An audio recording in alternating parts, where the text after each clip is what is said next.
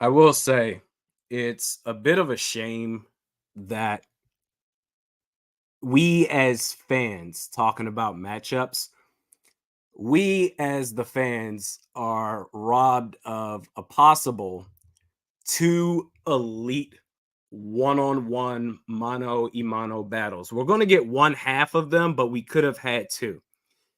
We're going to get Nick Bosa versus Christian Darrisaw. That's going to be great football to watch. But we also could have had Danielle Hunter versus Trent Williams. I'm so mad we're not going to get that. Now, Danielle Hunter, he's healthy, but Trent Williams, he's going to be out for this game. Also, Debo Samuel, he's out. So this is going to be a tough test. If you're going to do anything this season, it's going to be right here. As far as the inactive list, there's nothing really new besides the fact that Dalton Reisner is starting at left guard for Ezra Cleveland. And Lewis Seen, man, every single game, we can't just be like, well, Lewis Seen, stop beating a dead horse here. Every single game, I've never seen anything like this in my life, where this is beyond just all-time bust conversations. The man can't even get on the field. He can't even earn the trust of the coaching staff to be better than five safeties above him on the depth chart. Every single game where we see Lewis Seen as a healthy scratch, it gets more and more glaring to say, like, bro, Jordan Davis was right there. That's bad. It's a bad look. Like, you can't even get on the field like Troy Williamson to drop passes. You can't even get on the field to show that you're just a bad player. You're so bad that your coaches don't even want you on the field at all. We can't use the injury excuse. He's healthy now. And even before he got hurt last year, he was a special teamers at best. As a former first round pick, that's pathetic. Not with the Vikings, I've never seen anything like this before. Badger 0-6 with the super chat says, love the show. Can I give you an Unreal hoodie? What? Of course you can. That'd be super dope. Send me a DM on Twitter at realistic_Randy. Appreciate you. Appreciate everybody in this live stream, all the participants, the mods. This is going to be a great game, or at least it's going to be fun to watch. It's going to be a late one. So thank you for spending your evening on this live stream. You certainly didn't have to, but you did. And I appreciate that. So it's going to be one. Cheers. Nick Bosa versus Christian Darrisaw. That the only thing with Darrisaw is just can you consistently stay healthy? Can you be available? Because other than that, the man, he's going to reset the market, which actually goes into a deeper point, going back to the Danielle Hunter situation, why you got to trade him, or why I feel it may be really next to impossible to extend him, is because think about it like this. TJ Hawkinson has already reset the tight end market. Justin Jefferson will reset the wide receiver market, and Christian Darrisaw will likely reset the left tackle market. And Danielle Hunter will want to reset the edge rusher market. How can you afford all of those high-priced contracts? How? I just don't see it. But either way, it would be a good game tonight.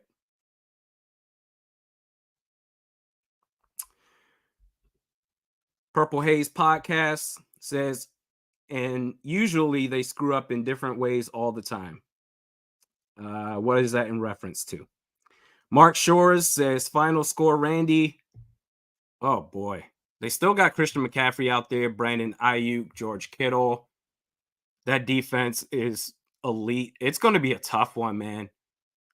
Because the last couple of games, the Vikings, they've managed to pull one possession out their ass where they can at least be competent. You can't get away with making mistakes as they have been against a team like this. I'm going to say I predicted this as a loss before the season even started anyway. I'm going to say this will be 27 14. 27-14 Niners. I mean, I'd love to be proven wrong, but just going off based off what I've seen so far. But of course, this would be the typical, oh, no one believes in us and blah, blah, blah, and we're going to shock the world. And they could certainly do that. My thing is do that every game. Don't wait to just be butt ass and then, oh, no one believes in us. Oh my goodness. I need to connect this damn Ethernet cable. Please hold. Please hold. My bad. Get a better connection going here. Hopefully this doesn't mess up.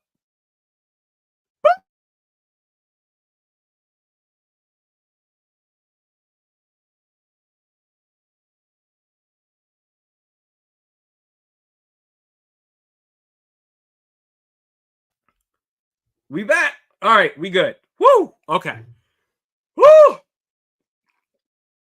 I just know if I stick on the Wi-Fi for the live stream, it will get all choppy, whatever. Even though we got the best package, Ethernet cable is the way to go. Shout out to Phil Mackey for teaching me that. Badger says Twitter has to be premium to message. Facebook work absolutely. Yeah, my Facebook DMs are open. I'll be sure to check it after this. Thank you.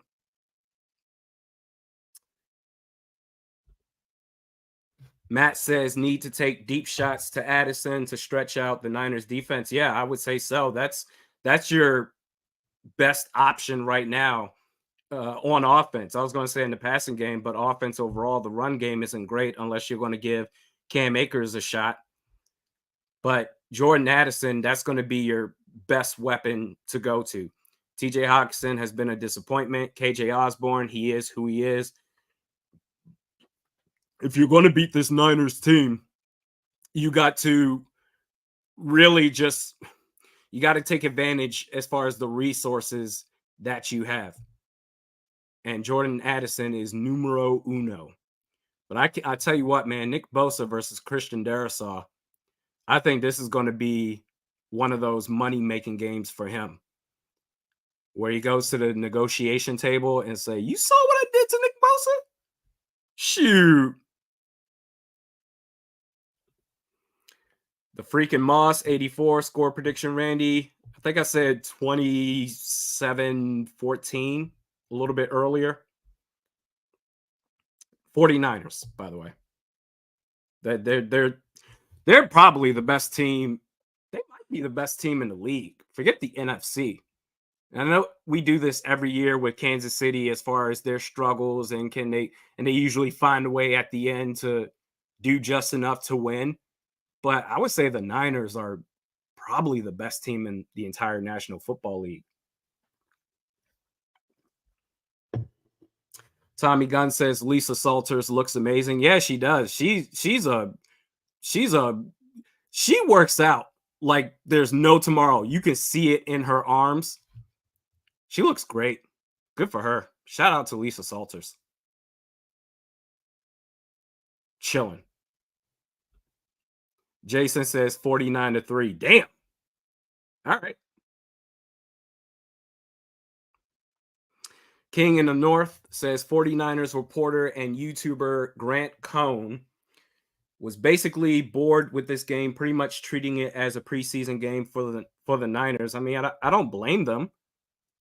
But then again, the argument, the counter to that is if you settle in and you get comfortable, and of course, talent-wise, the Niners are head and shoulders are above the Vikings.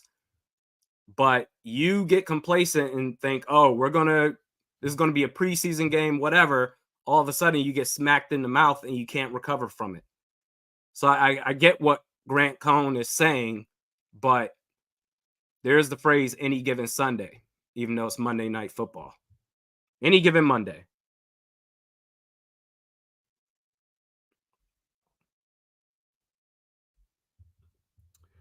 The Black Al Bundy says, Randy, why you cut your beard, pimp? Vikings stressing you out that bad? Nah, I I talked about this the last live stream. Once in a while, I like to shave with a single blade. My wife likes it. Um, and as my beard and mustache is starting to grow back, I don't know. I may just do a mustache. I may do the old look back, but I've been rocking that look for so long that I may just do a mustache or I may just keep it shaved for a while. I don't know. Nah, they're not stressing me out. The Vikings, they are who they are, man, for better or for worse. I'm good. Watermelon says the amount of credit Joe Buck gives to us is amazing. He's given us credit. Someone in the national media is giving the Vikings credit. I've never seen that before.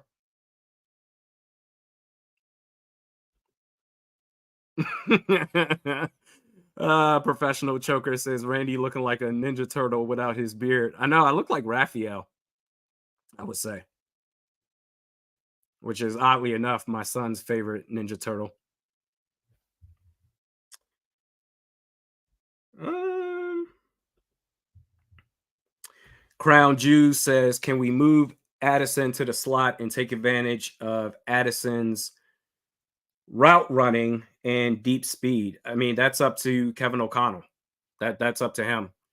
Quite honestly, I'm tired of I hate that this has to be on repeat. I hate talking about this, man, just as far as the play calling. And the reason why it has to keep getting brought up is because there's been no changes. It's one thing where if you make mistakes and clearly it's not working and you study film and you work on the playbook and you do this and whatever each and every week for every opponent.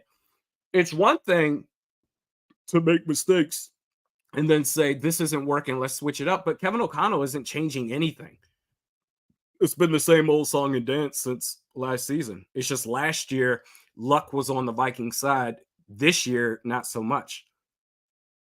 But yeah, I mean, put him in a slot, have him go deep. That's where the biggest threat for this offense. Absolutely. Will they do it? That's a whole different situation. Because so far through the first 6 games, we've seen the crock pot offense to set up the third and long situation play to get it to our weapons. But besides that, first and second down, it's the HB dive with Alexander Madison. Then it's a inside screen to Josh Oliver or to TJ Hawkinson who drops the pass. And then third and long, all right, what are we going to do now? And then everyone just gets nervous and there's been no changes with that, but we'll see, man. Anything can happen. I've got 27-14 Niners in this one. We'll see. I don't know. Let me ask you guys something. I'm not really down with this new Monday night football theme. I'm not. This mashup of Snoop and the country guy at the beginning, I'm just not a fan of it. Like they're doing too much. Stick with one genre. I don't know. What are your thoughts? You like it? I don't know. Not my thing.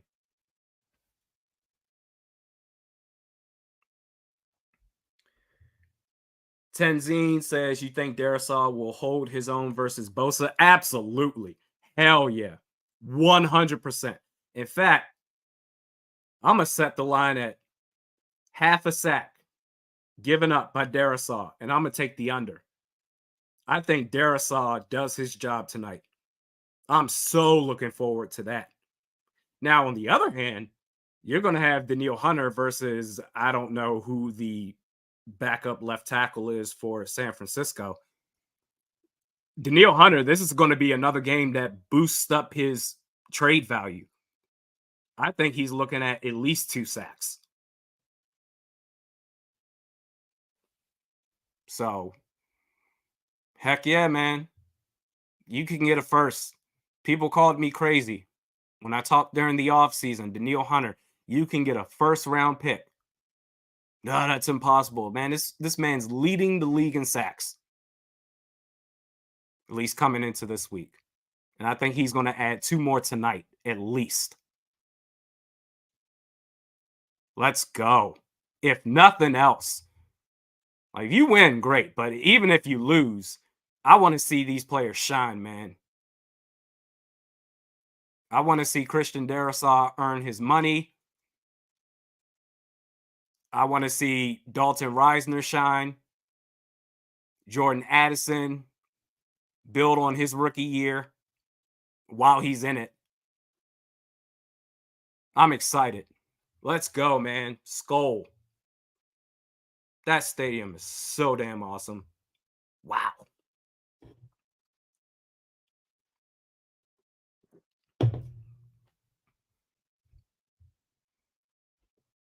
JD Brown says, I got 3. You got 3 for 99? All right. Joe says, I missed the old classic Monday Night Football theme before it all got hyped up. Yeah, they're doing too much now. It really is. Kickoff is up. Vikings are going to get the ball. Fair catch signaled. And here we go. What does this offense look like? It's up to you, man. Are you going to go putt and then third down, catch a tight butt? Or are you just going to get after it? You would think without Justin Jefferson, there would be no pressure. It's like, all right, we can really just let loose and not have to worry about getting it to 18 all the time. But this is going to be a ferocious defensive line. Nick Bosa, Eric Armstead, Javon Hargrave. They mean business. Offensive line has been looking good the last 2 games. Let's see how they look tonight. It's going to be a real test. And so far, Nick Bosa's on the right side. And Madison, wow.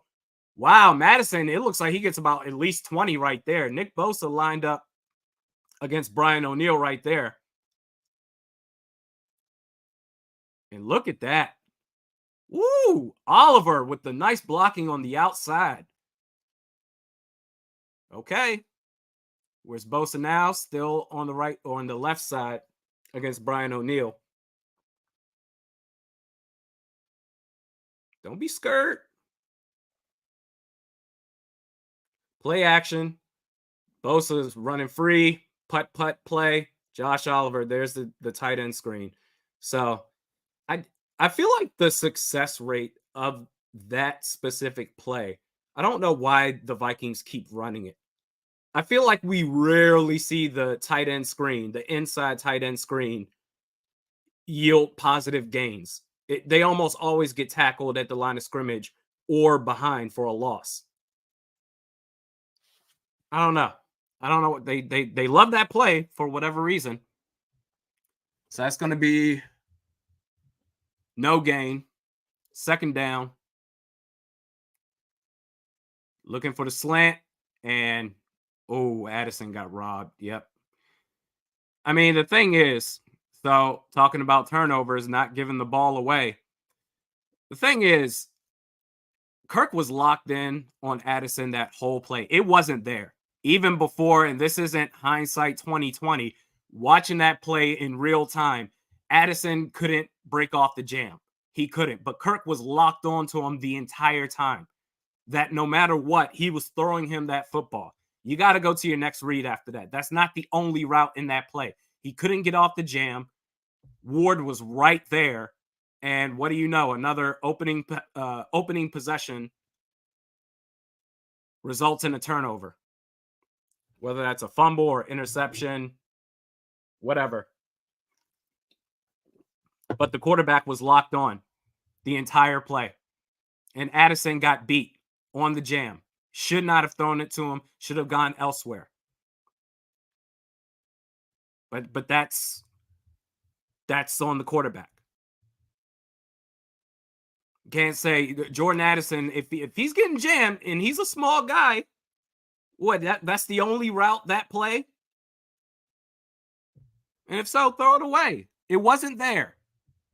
No, it's there and not. And the quarterback, 12th year out of Michigan State, 35 years old. made a mistake as Brandon Ayuk catches a pass for a first down.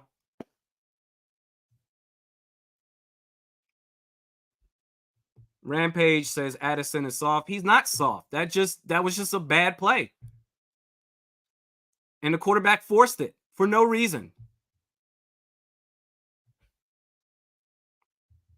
He literally forced it. Didn't have to. Y'all saw it in real time, right? Couldn't get off the jam. He was getting locked up, and Kirk was, are you open? Okay.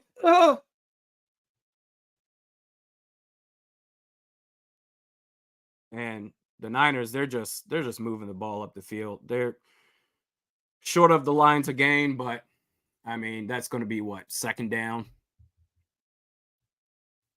2nd and 1. Yep. Oh, that was a false start, too. They didn't call that. Should have been a false start. You can't expect Jordan Addison to turn into the Hulk. He's a small guy. You've got at least your first and second options there. The first primary hot route's not there. All right, go to number 2. Number 2, all right, if I can go to number 3, great, or I need to get out of there, extend the play, whatever. Kirk just locked on as Christian McCaffrey gets a first down. His awareness is just ass, bro. Like, we can't, for everybody that, and if you want to blame Jordan Addison, go ahead and do it. But for everybody that comes up with ways to defend this guy, I used to be one of them. His awareness is just pure butt ass. It's unbelievable.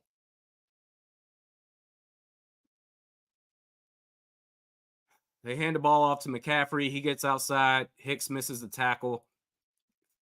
Could have, they calling that a fumble? They may review that. Or it was a fumble. We'll see. They're ruling it a fumble on the field. We'll see what they do here.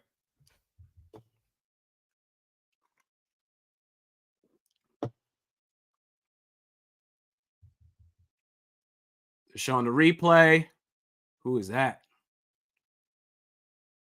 That was, oh yeah, it was a fumble. Hitman got to him before the knee went down. Sure was. Neither a knee or an elbow was down. That ball came out. This game is already drunk.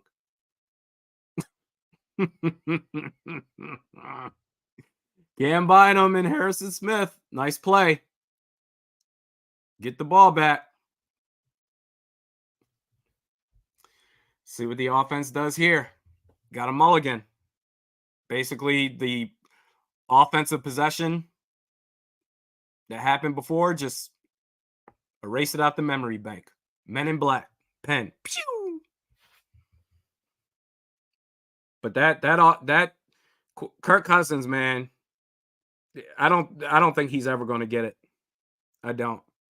But the defense, the Niners, they were moving the ball up the field, and the defense really just erased everything, because that could have been an all-time disaster.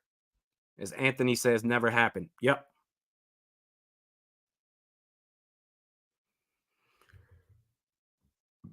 Excuse me. Far Drive says, that's celebrating, LOL. Oh my God, they're baptizing him.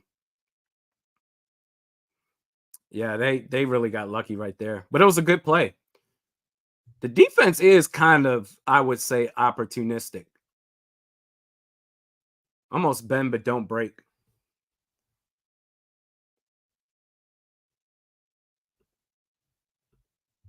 Noah says Kirk is washed. Jordan Addison's weak. He's not weak. He got jammed up. He's a small guy. And Kirk still locked on to him. Like, you can't blame Jordan Addison for that. Lost the rep. It happens. And what you can do to negate that is what the Miami Dolphins do all the time.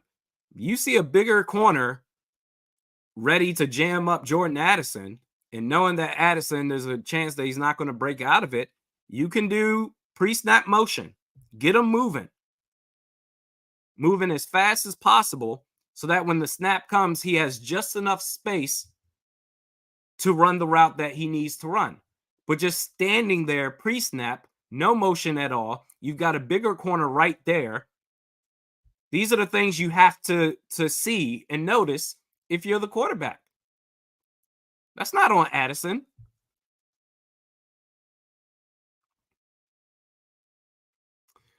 Here we go. 1st and 10.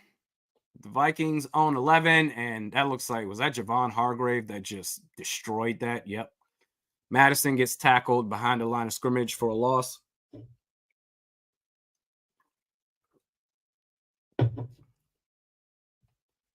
But Addison's not weak. The quarterback just didn't recognize the situation at hand. He just didn't. 2nd and 12.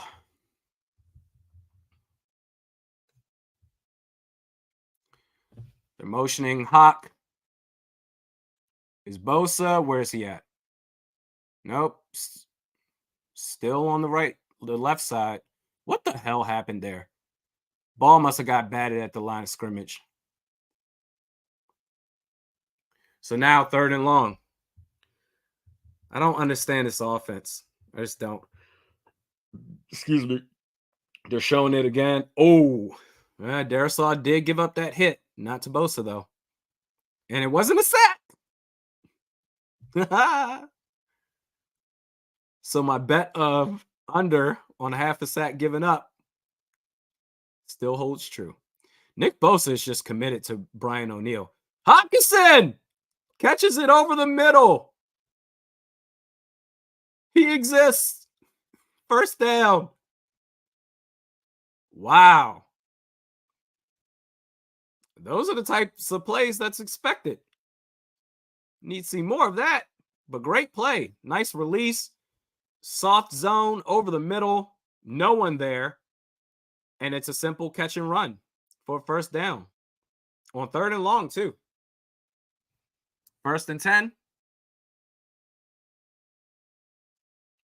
Quick screen to Jordan Addison for about 3 yards.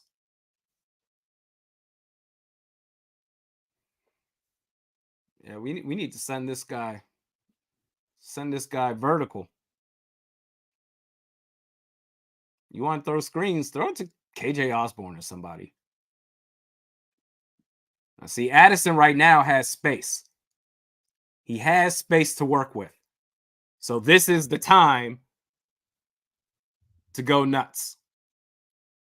But he's not looking on Addison's side. Actually, he switches over. And what I said. The man got space and he made a play. Sometimes I might know what I'm talking about. Look at that cushion he got. Bam. And Hufanga the safety was closing in, but still, Addison was underneath just enough.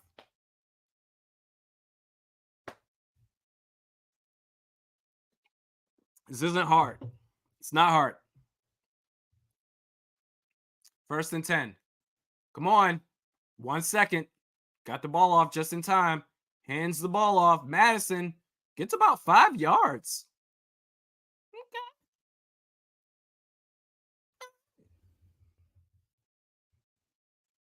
What is happening?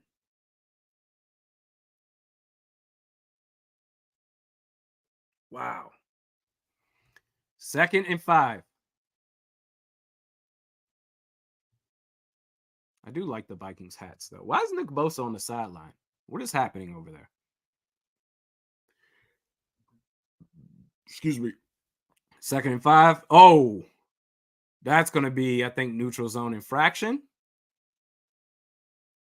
from my viewpoint. Oh, encroachment. All right, same thing. Doesn't matter. But they were motioning Jordan Addison before that.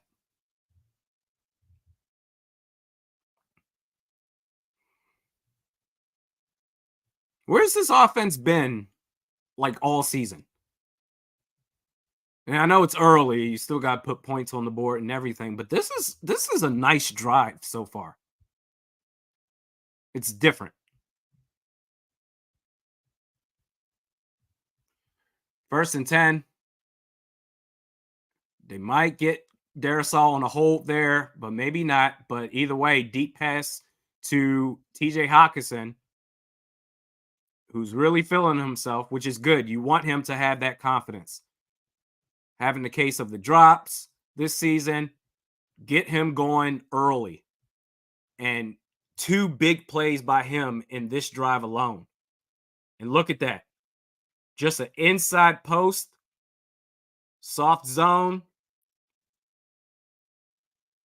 This doesn't seem very Niners defense like. They're, I don't know. They're very passive, which whatever. And Nick Bosa's on the sidelines. If anybody's got an update, let me know. But first and 10, is that going to be a delay of game? Nothing's easy. Nothing's easy, man. Delay of games are just, the Vikings have to be leading the league in delay of game penalties. They have to be. That's just, there's no excuse for that. I feel like they have at least one every single game. Like, that's on you. Get the offense lined up and ready to go. You got 5 seconds left now. Gets the ball off. Madison, wow, nice run blocking. The holes he's getting, he has been untouched for the most part so far in this early game, to where he's not really getting touched. Bosa's back out there still sticking on Brian O'Neill. Maybe he just knows not to mess with Darrisaw. But Madison is breaking through the line of scrimmage with ease. Except right there. Bosa got a tackle. All right, he gets a yard. Are you avoiding number 71, Nick Bosa? Mm-hmm. Don't want to see the destruction of Christian Darrisaw? That's all right, because Brian O'Neill's pretty damn good himself.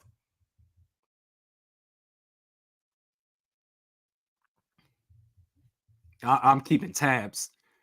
I'm keeping tabs on this guy, Bosa. Staying on the left. It is 3rd and 2. Nice. Addison. He's not weak. He's not weak. You just need to use him at his strengths. Going downfield. You give him a cushion, that's it. That's, as much as I blame Kirk on the interception that shouldn't have happened because he locked in on him, that's great awareness by the quarterback. The space he got, the linebacker was in between Hawkinson and Addison right there. They're playing soft zone this entire drive. Send number 3 deep. And you're good. Vikings up 7-0. He's not weak. You got to use him at his strengths. Rampage says, no one touched him. How does that prove he's not weak? He's not weak. If, okay, this is the last time I'm going to bring this up because I don't want to beat a dead horse here. But if you have a big physical corner at the line of scrimmage ready to jam up Jordan Addison, you as a quarterback, and you're not going to have him doing any sort of pre-snap motion, which I would do like the Miami Dolphins do all the time. If you're not going to do that, you have to understand, all right, I'm going to give it a half second for Addison to do what he's going to do. If it's not there, I'm going to my second option immediately. It's all about using players to their strengths. And his strength is getting some sort of space by any means necessary, whether he gets a cushion pre-snap or pre-snap motion, because he's fast.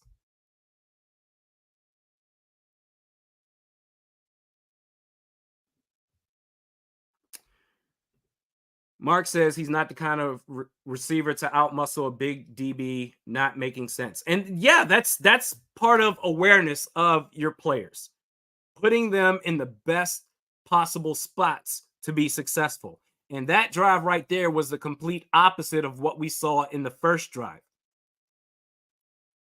Because he couldn't get off the jam, and Kirk Cousins locked onto him the entire play, which led to that interception. But you take what the defense gives you this time, and you get 7 points. Tyler says he's not weak, he's just not strong. He's strong in his own right, damn it. Tyler, great point. He said he's like a Devontae Smith. Absolutely agree. 100%.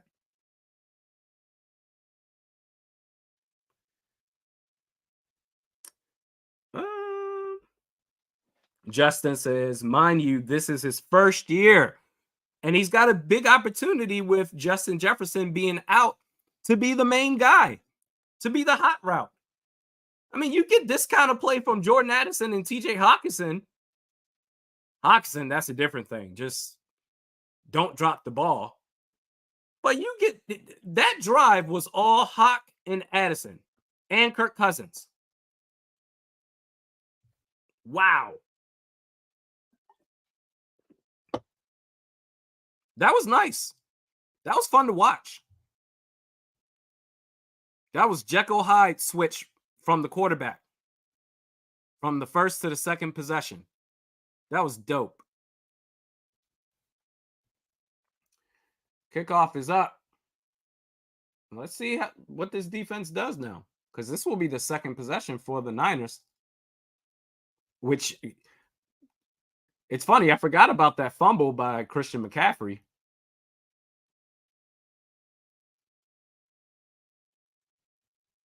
Look at that.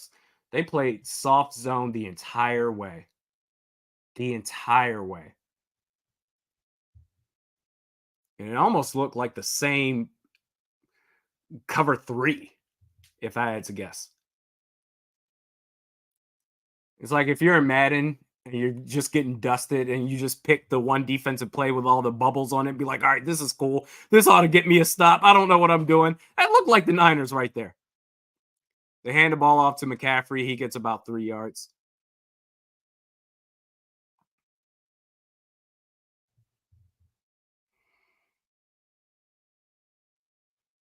What are they going to do? They don't have Trent Williams. They don't have Deebo Samuel.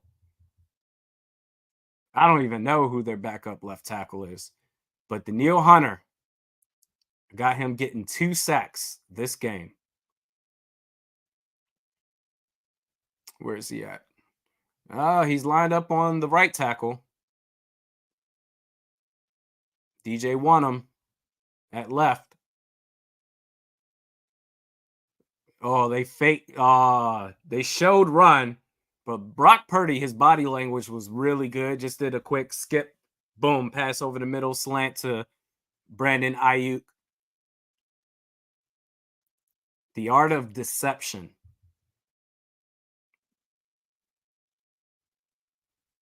That was a nice play. So it's going to be 1st and 10.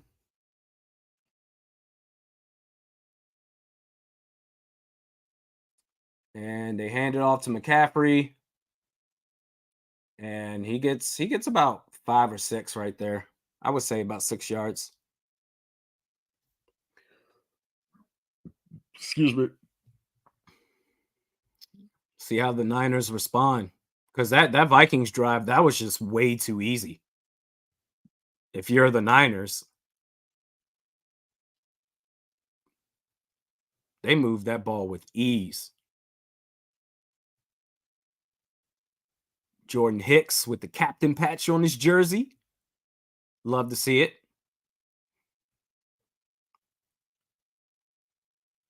They take the snap, and we got a flag. Don't know for what. Probably false start. It is a false start. Man, Niners they're looking like the Vikings right now.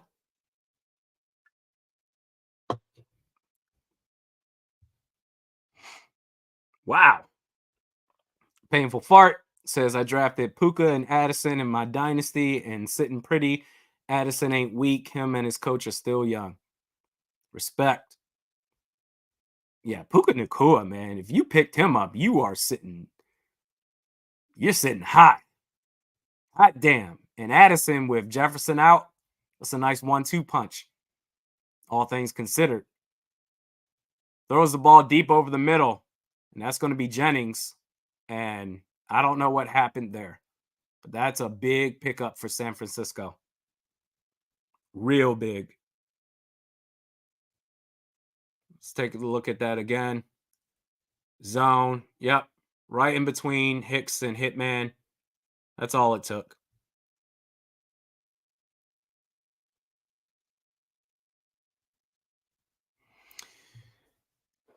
I mean, they blitz higher than anybody else in the league. The Vikings do. So you got to get some pressure, especially with a backup left tackle. There's no excuse not to get pressure.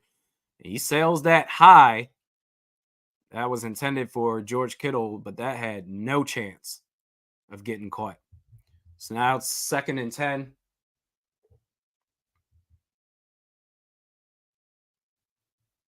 Let's see here. Oh, they had a Caleb Evans. Oh, he slipped too, but it didn't matter. Ball was too high. Got to stay in cover. And Hitman was right there to put the finishing blow, just in case he did actually catch it.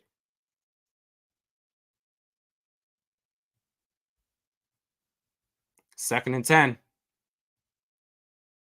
Little crunch formation here. And 99. Oh! Oh! Oh, he was almost there. Hot damn. Ah, he escaped. So close. Brock Purdy was about to get sacked. And Hunter just a little bit too much mustard. He was right there. But then him and Hicks had a little bit of a semi-collision, and Brock Purdy escaped outside. 1st down and more. If they're not in the red zone, they're basically right there. It's all right. 1st and 10. Wow, so close.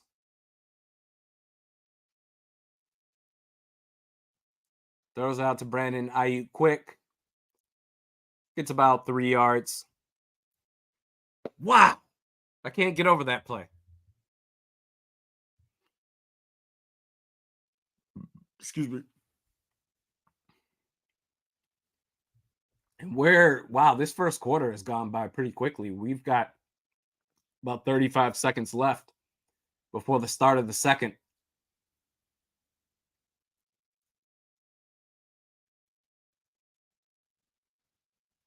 And they got to get at least one more play off. This will probably be the last play of the quarter. 2nd and 5. Got the ball off with 2 seconds left. Hand off to McCaffrey. Gets a yard. So it's going to be 3rd and 4. 3rd and mid. Either way at the start of the 2nd. Vikings up 7-0.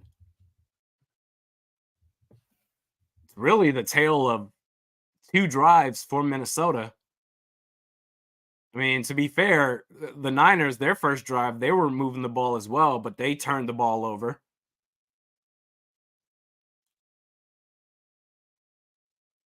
Wow. Vikings up 7-0. Your thoughts?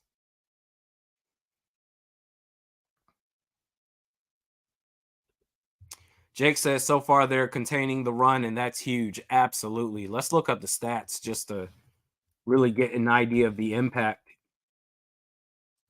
So far, McCaffrey's averaging less than 3 yards a carry. The only reason why the Niners as a team are averaging 5.2 yards per is because of that one run by Brock Purdy where he got to the outside on the right. That was for 18 yards. Other than that aside, Christian McCaffrey, 5 carries for 13 yards, 2.6 yards per carry. Yeah, that's very different from what the Vikings have shown so far this season. Mm. Camilla says, this is the Vikings we expected to see since week 1. Well, I don't know about that just because of Dean Lowry on the defensive line, but I expected them to be competitive in all their games, which is why I had them at 9-8 originally. So far, you're seeing that right now. The defense, they created the fumble. They forced the fumble on Christian McCaffrey. They're giving up a couple of big plays here and there to Brandon Ayuk. That one run by Brock Purdy, but they're bending but not breaking. Now it's just a matter of the offense not getting complacent. The Vikings offense, after seeing what you just did against this Niners defense, what are you going to do? Are you going to be, all right, we're good, let's just not make mistakes from here on out? Or do you say, all right, what worked that second drive, let's keep on going?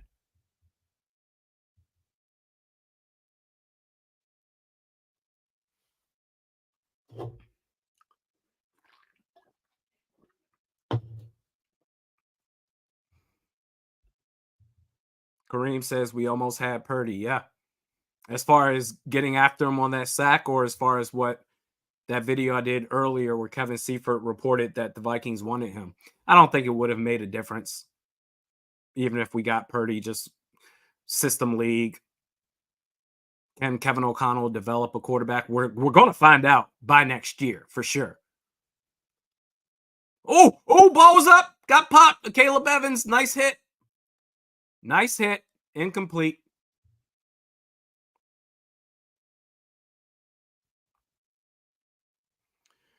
All right. 4th and 5. Wow, this Niners offense is looking a little rough right now. And that was a drop. So they're going for a 40-yard attempt. Jake Moody. Kick is up. It's no good. Wow. This is this game. Oh my God. This is one of those where it's just like everything we're seeing happening to the Niners right now is what always happens to the Vikings. But it's just weird being on the other side of this right now.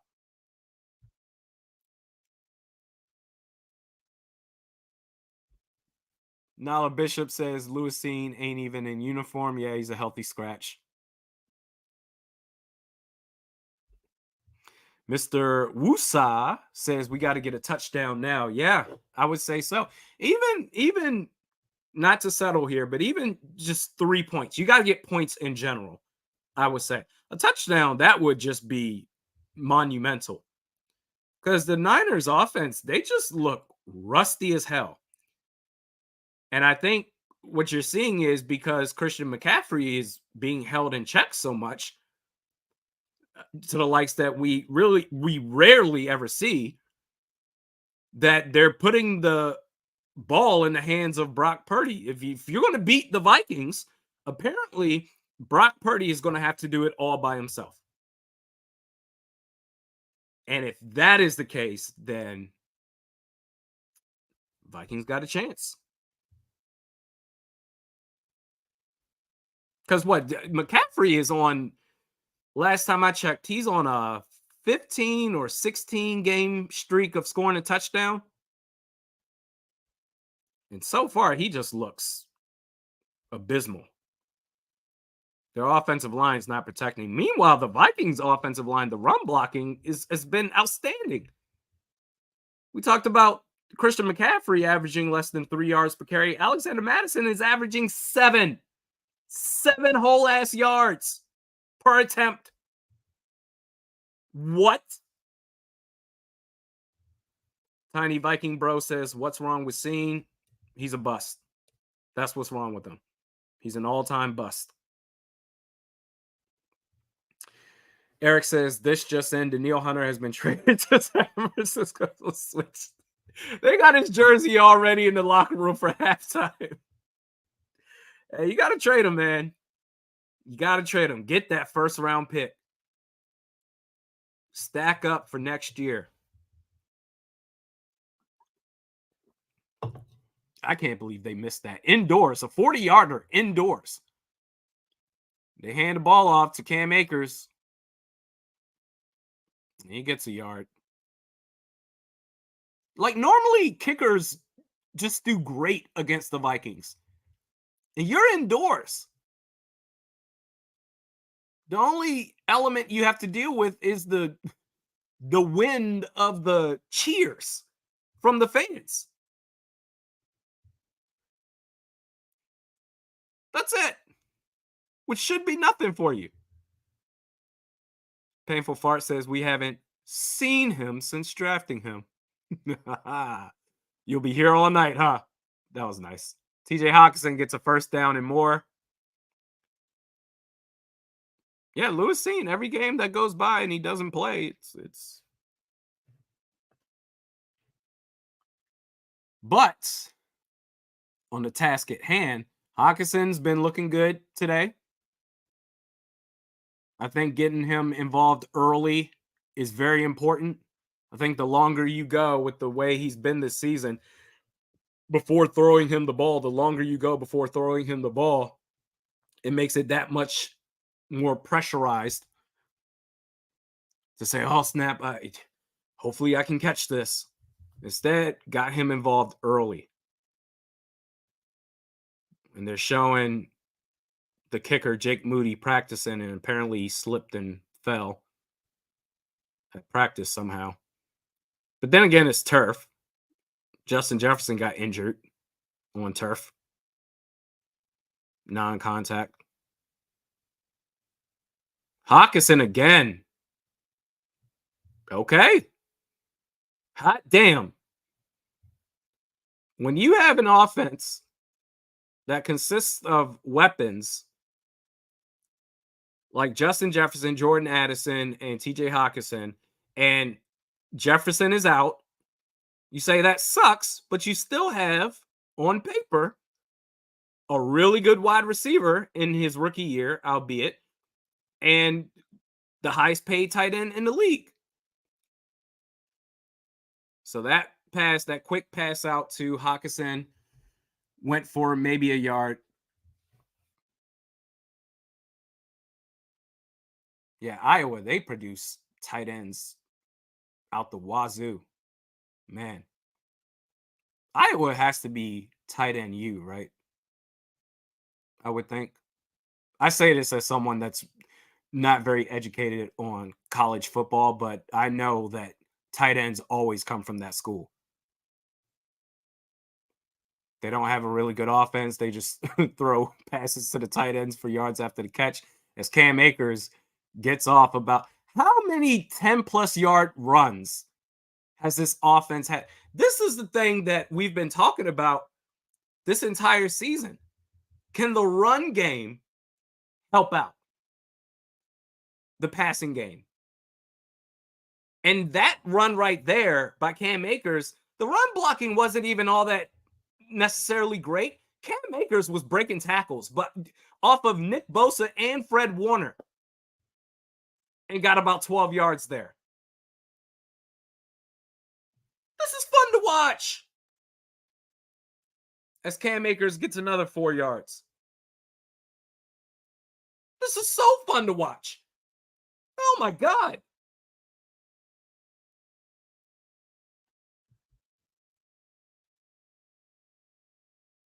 This is like, what? You could have been doing this all year.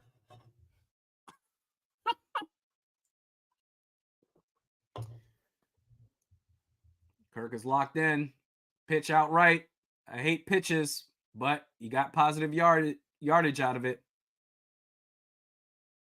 So it's going to be, and it's a flag. Oy, what for? We'll see.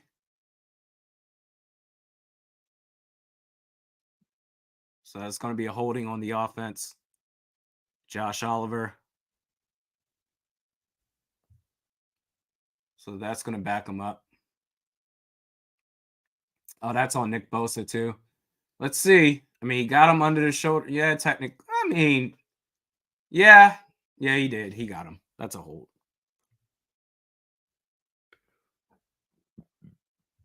It's one thing when they're moving vertically up towards you as a blocker, but once they move horizontally, side to side, sideline to sideline, that's it. So they throw a backwards pass to Addison, who throws a forward pass to the opposite side to Ty Chandler, and he goes off. We what what, what is this? And that had a chance to get batted too, like on that forward pass or the back pass. No, the back pass was actually good. It was the forward pass to Ty Chandler, where Bosa, oh, and Brian O'Neill put him into the ground. Put him into the ground. That's going to set up first and goal. What are we doing? Why is there flag? That was a legal play, unless there was an illegal man downfield. It was back, then forward. No. What they call that? Passing it. Oh, KJ. Let me see that again. That sucks. That was so well executed. Where's the pass interference? Let me see this.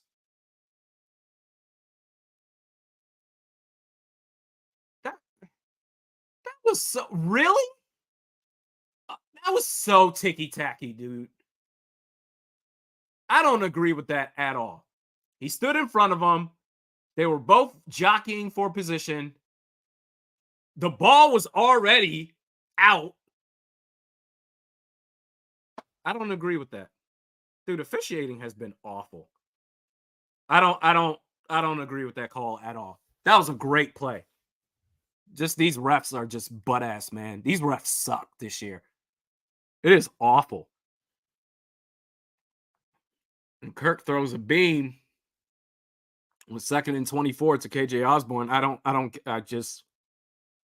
I can't get over that. I'm sorry. I feel like I'm starting to see more and more when exciting plays are made. I think he caught that. His hand was underneath before it hit the ground. I'll finish this thought in just a second as we're on 3rd and 10. They're bringing the blitz. It's high. They were ready for it. Cam Akers. He gets a first down and more. That's going to set up 1st and goal inside the goodness. They might be at the 2. But I think you're seeing a situation in not just this game, but just across the league where the favorites or popular teams, when they're caught in a jam, these refs are coming up with new ways to throw flags for something. Hawkinson goes down on the ground.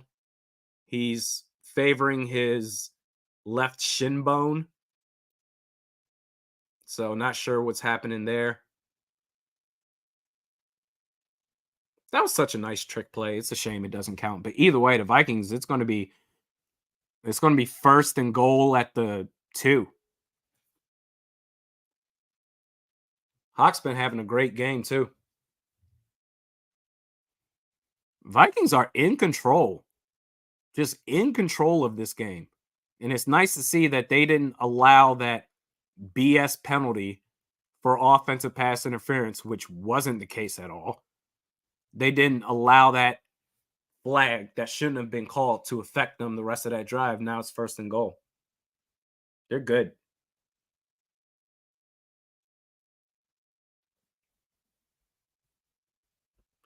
Big Meatloaf says, I just hit a deer with my truck, but I can still sit in my truck and watch the game while I wait for someone to come save me.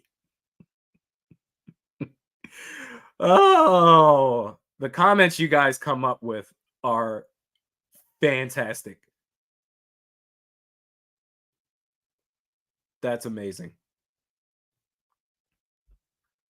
Nick A says, "Go play action first play." Hey, let's talk about it. What do you think they should do, or what do you think they will do?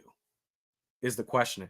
I actually wouldn't even blame them if they go very predictable run play on 1st down, just because it's been working this whole time between Cam Akers and Alexander Madison. Vikings are averaging 6.6 yards per carry. Cam Akers 6, Madison 7. They're balling. They can't stop the run. I can't believe they can't stop the run with.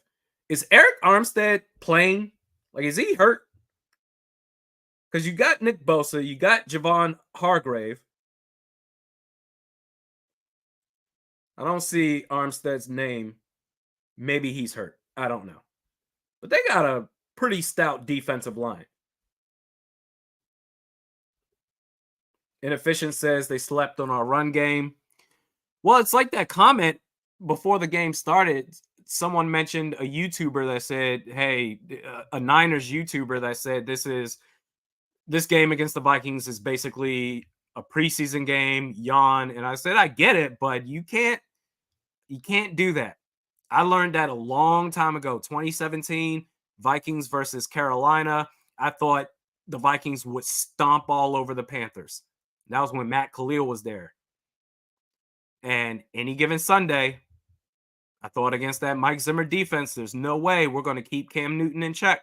And it didn't work out. So the point is, as they run the ball on first down, it didn't work out. Okay, go back to the drawing board. You can't just say, all right, this is a gimme game, lock it up, whatever. Any given Sunday, in this case, any given Monday night.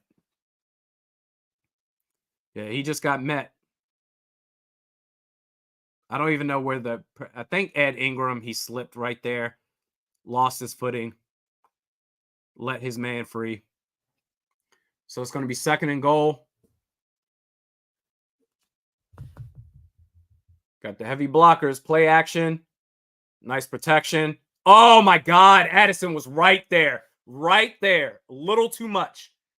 Let him a little too much. You didn't even have to lead him really, because he has such a gap between him and the next closest defender.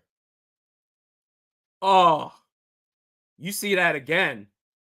I mean, there's no one there. You can chill. You don't got to lead him. Oh, gosh, that would have been so good.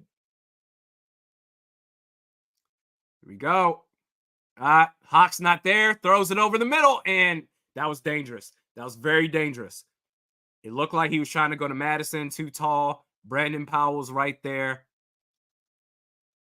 What are they looking at? What's Fred Warner pointing at? Is there a flag?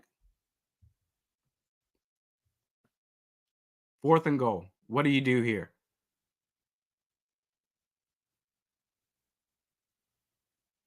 Oh, yeah.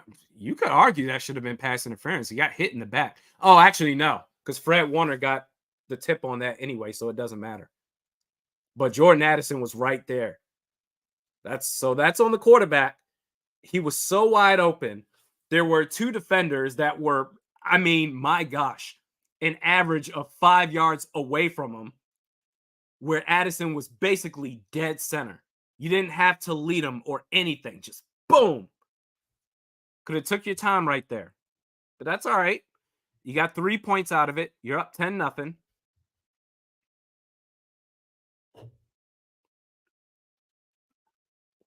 Jordan Addison, man. He's the real deal. I was so excited when we drafted him. Mark says blown opportunity there, but 10-0. Yeah. You'll take the points. And you could say, should they have gone for it? Quite honestly, I'm good with the points there. Take the 3.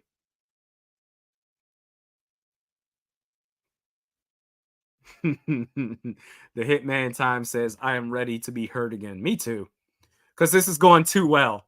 This is this is a movie that you know is going to have some drama in the center of it, but it's starting off so well. Everybody's happy and making tons of money. They have all the cars and they're just living their best lives, and you know something's about to happen because it's the Vikings. But enjoy it. Enjoy it while you can. Joshua says, sit Madison and let Akers get his run. Honestly, you can play them both. The way they're playing right now, Madison and Akers are both playing very well, averaging 6 yards a carry, both of them. You don't got to sit one for the other. It's every game is situationally different. Going into this game, I would say absolutely. Madison, he's we've seen all there is to see, but he's playing well right now.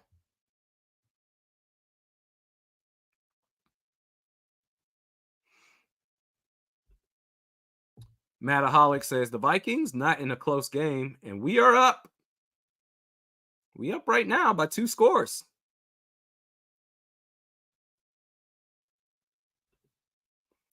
W Bell 404 with the super chat, appreciate you, says 49er linebackers are overrated. I feel like they're the back end of their defense, the linebackers and the defensive backs, they're just not playing up to their capabilities. Fred Warner is probably the best inside linebacker in the league right now. So I wouldn't say their linebackers are overrated. They're just, dare I say, that in this game, Kyle Shanahan is just getting out coached. The Niners are just getting out coached, both offensive and defensively.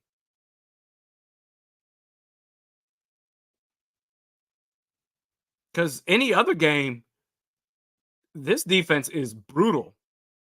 They get after it. And I know they don't have Debo Samuel, but still, and Trent Williams, but Daniil Hunter hasn't gotten a sack yet. They're not really getting pressure on Brock Purdy. They're just off.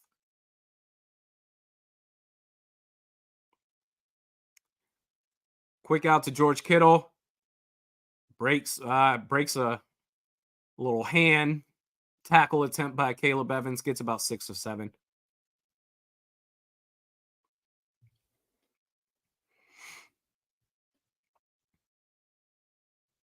Yeah, I wouldn't say their linebackers are overrated. But in this game, I get why you would say that. They look bad. Everybody looks bad. Even the defensive line looks bad. Well, they've had their flashes. But Nick Bosa has done next to nothing. Christian McCaffrey, this run defense, what was that? That was second down. That was third down.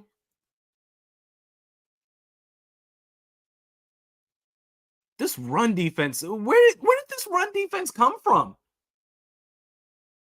They are overpowering the Niners offensive line. I never thought I'd see anything like this.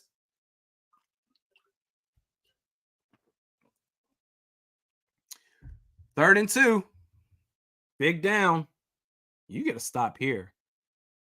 So Caleb Evans is off on McCaffrey by 6 yards. I wouldn't be surprised if they go quick there.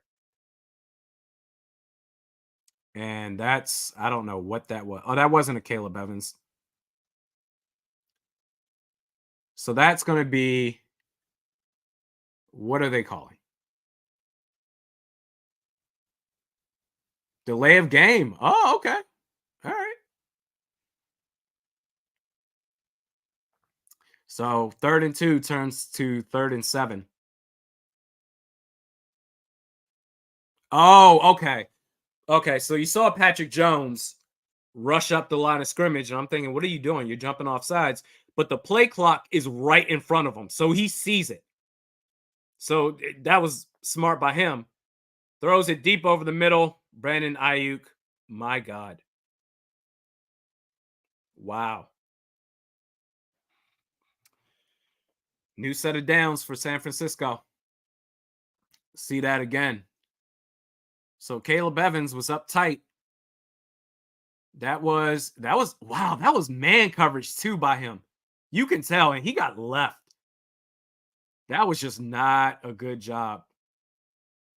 And trying to press somebody like Brandon Ayuk, if you're Caleb Evans, I mean, if the coaching staff calls for it, fine. But you could tell he was in man coverage right there, and he had no chance at all. Pitch out right. McCaffrey bounces outside, gets about 4 yards. Wow.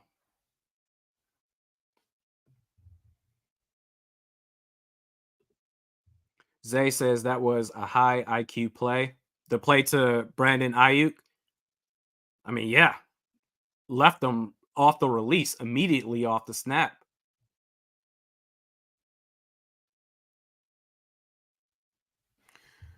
So 2nd and 7. They're in emergency mode now. Soft coverage. They brought up pressure, but he got rid of the ball too quickly. Brandon Ayuk. You got him in fantasy. You're doing pretty good right now. Gets close to the first down. And that negates, I mean, if you're going to get rid of the ball quickly, that negates the loss of Trent Williams, at least for a game, if you continue to do that.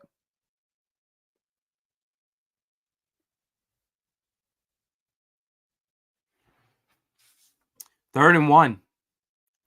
Big down. They're loading. They're loading.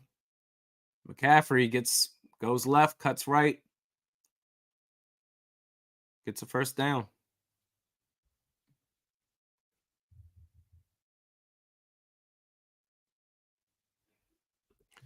Jake says they got a double Ayuk. That's Brock's only read right now. Yeah, I would say so.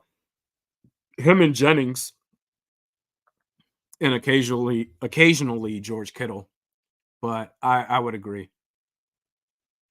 Brandon Ayuk is the only one really doing damage. 1st and 10. And was that McCaffrey again? Or was that Elijah Mitchell? Either way, the run game looks like it's going to be a tackle for loss.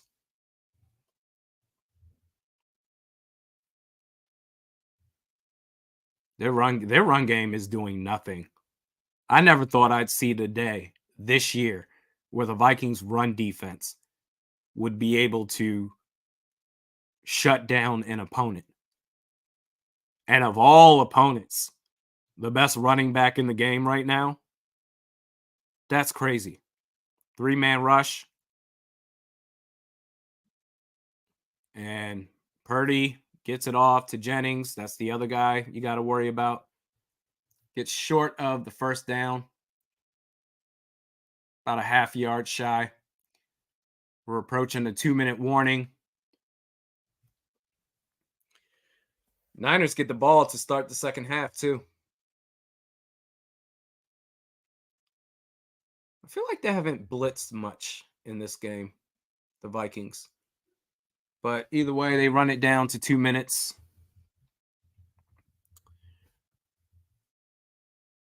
Mark says, well, I lost fantasy. Might as well enjoy the game now. Brandon Ayuk, are you going against him? I'm sorry.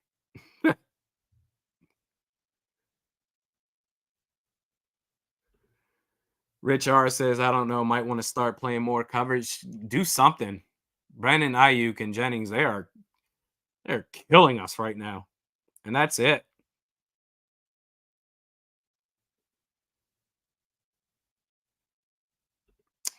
M. Sullivan says 10 points isn't enough against this team. I would agree. You cannot be satisfied against, I would say, the best team in the league right now, which is crazy because it just seems like right when you start to have confidence in some team in this league, whether it's Detroit before they played Baltimore or the Miami Dolphins or the Buffalo Bills, right when you start to get confidence and say, hey, these teams, they're going to be a problem. They might be elite.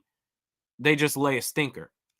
I never thought I would see that with San Francisco, and we're seeing that right now tonight. But don't get complacent. Get as many points as you can. Don't be conservative. And I can't believe what I'm witnessing right now. You actually have a shot. The San Francisco, they're averaging less than 4 yards per carry.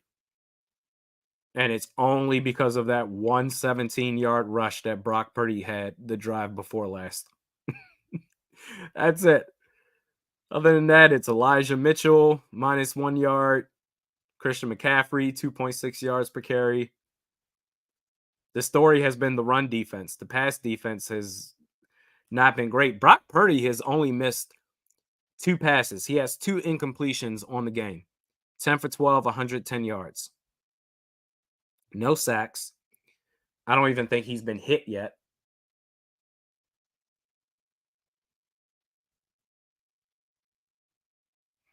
But we're back from the 2-minute warning. 10 points. Definitely not enough. But if you can get a stop here, I mean, the Vikings, I believe they have all 3 timeouts remaining.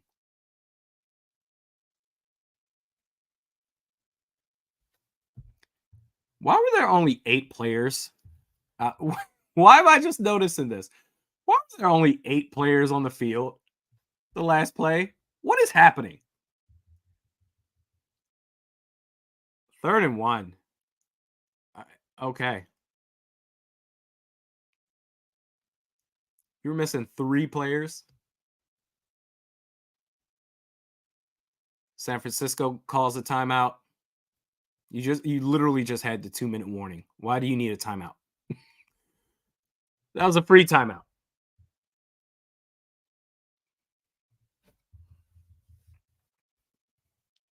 They had 8 players on the field.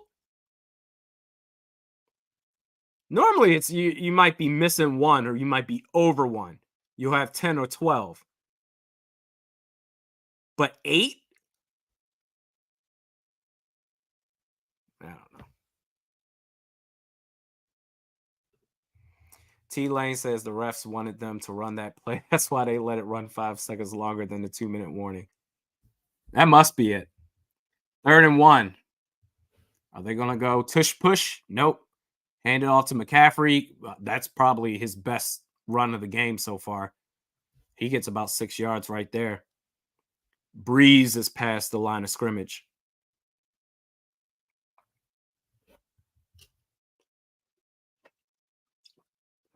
And now, the Vikings, they still have all 3 timeouts.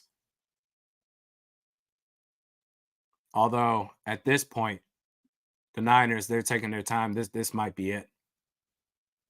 Get a stop here, go into the half, up 10, up 10-0, worst case 10-3.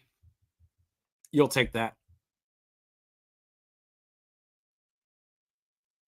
Oh, so inside screen, and they're going to call a timeout here. That was to their tight end, Dwelly. That's going to set up 1st and goal, and they've got 1 minute and 8 seconds left. Wow. 1 timeout remaining. It says 2, but they literally used the timeout after the 2-minute warning. So, and the clock is stopped now. So they should have just 1 timeout remaining.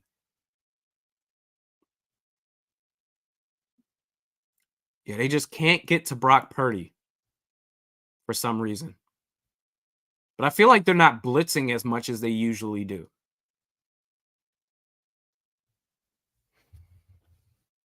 I mean, you get that fumble or Christian McCaffrey, that first drive, that's nice, but so far they're making things happen. They had the missed field goal indoors, which is wild to me. Vikings kickers against the Vikings normally make everything. Jordan Hicks is locked in. Love to see it. It's going to be 1st and goal at the 6. Hands the ball off. McCaffrey gets about 3 or 4. 2nd and goal. They're saying they have 2 timeouts left. I don't understand that at all. Oh, the Vikings were using timeouts. Okay. All right. That's something different. Never mind. But why? Don't use your timeouts. Let them use theirs. At this point, 1 minute left. Don't agree with that.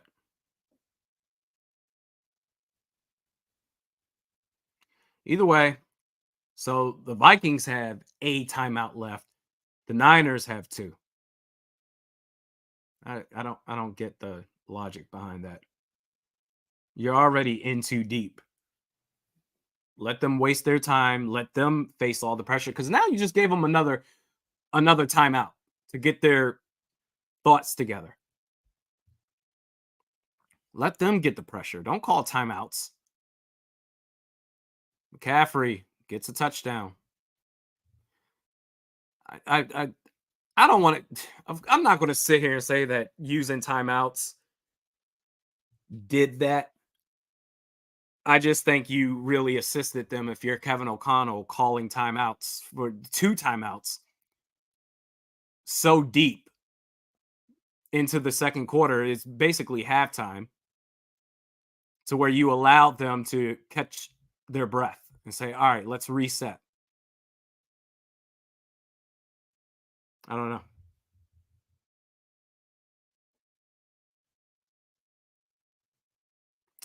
As they go for the extra point. So now it's danger zone. Extra point is up. It's good. Vikings are up 10-7. We'll see what they do on this last drive here. I mean, based on what we've seen all season. And again, what we've seen tonight has been the complete opposite of everything we've seen all season. But based on what we have seen for the most part, this final drive, you're talking about just over a minute left.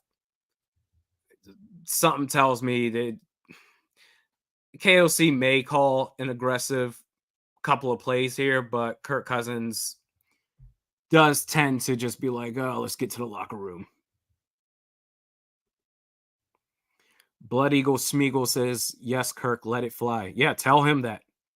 Tell him he has permission to do that. Because I don't know if he knows or if he feels that. T says, still got time to get points. I agree. It's just about how aggressive are you? Do you want to get points? Or are you going to be satisfied? As someone brought up earlier, 10 points is not enough. Clearly, only up 3 now. And if you do nothing, and San Francisco, if they just continue what they've been doing, moving the ball up the field by any means necessary, you're looking at a tie game, maybe even worse. We'll see.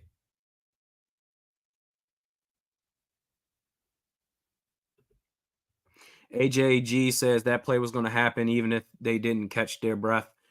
Maybe, but they had zero pressure running that play.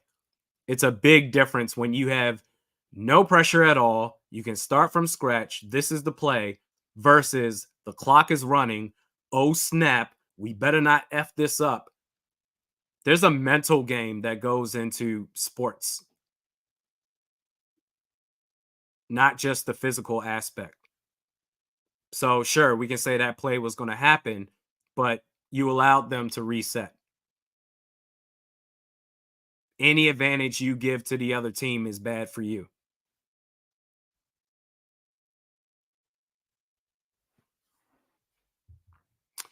Here we go.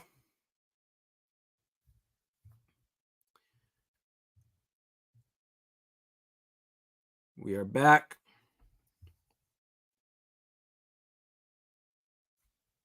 Showing the skyline.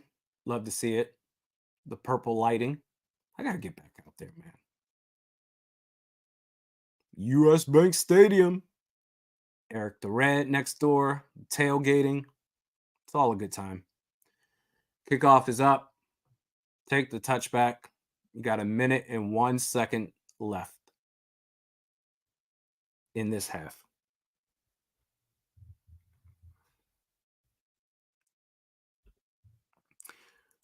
Bukalicious says, not going to lie, holding them to 7 in the first half is pretty good for our defense. Yeah, I would say so. Absolutely. Bend, but don't break defense. Laura Lee says, we are going to win. You know this team, Laura Lee. Don't speak too soon. We just got to let it happen if it's going to happen.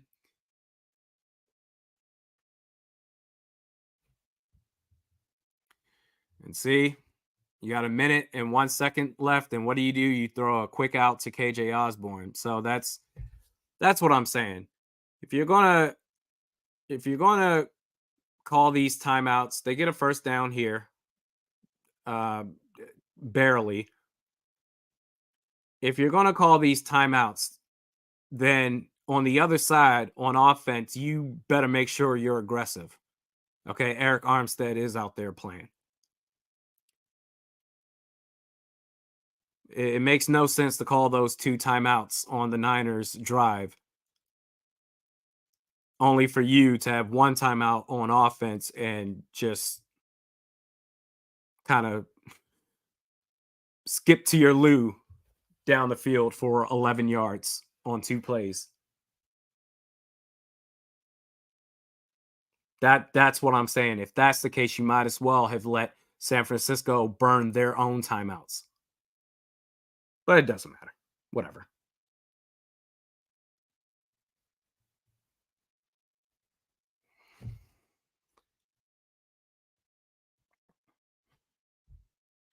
And the Niners now, not that it matters. They have 2 timeouts. It doesn't matter. It's 30 seconds left. Kirk dumps it off to Madison, and that's yeah. I mean, this is typical of what we see. They spike the ball.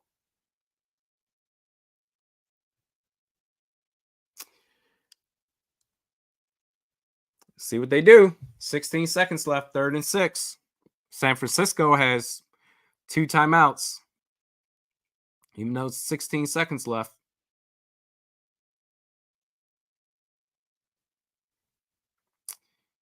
This drive looks very familiar. 3rd and 6. They're showing blitz. Fred Warner backs off. Cam Akers with a nice pickup block. And that's going to be... Oh!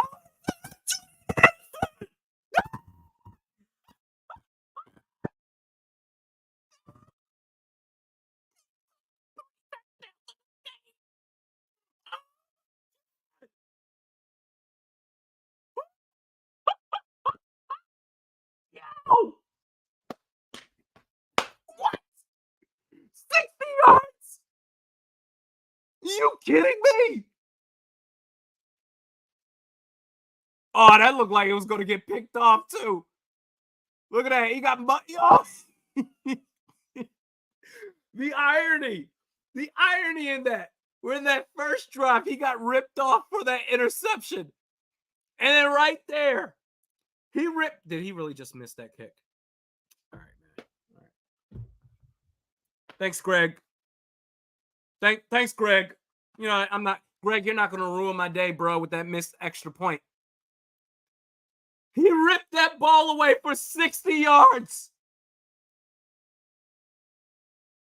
And look at it. Cam Akers with the pickup block on that blitz attempt.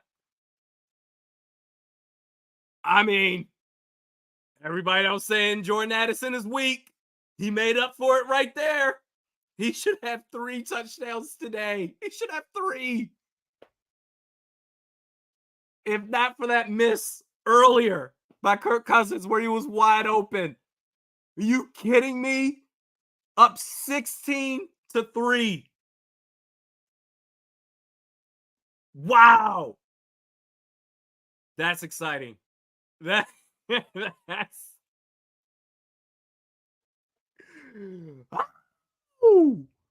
Are you not entertained? Are you not entertained? Hell yeah.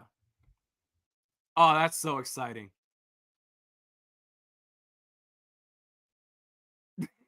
Oh, 16 to 7. Oh, duh. 16-7. My bad. I forgot that missed extra or that missed field goal by Jake Moody. Christian McCaffrey ran that touchdown. Up 16-7. Oh, they're showing the interception by Ward. This battle between Addison and Ward is something special, man. That's tough. That's hard. Jordan Addison. And of course, in typical Vikings fashion, you can't even get excited because then Greg Joseph misses the extra point.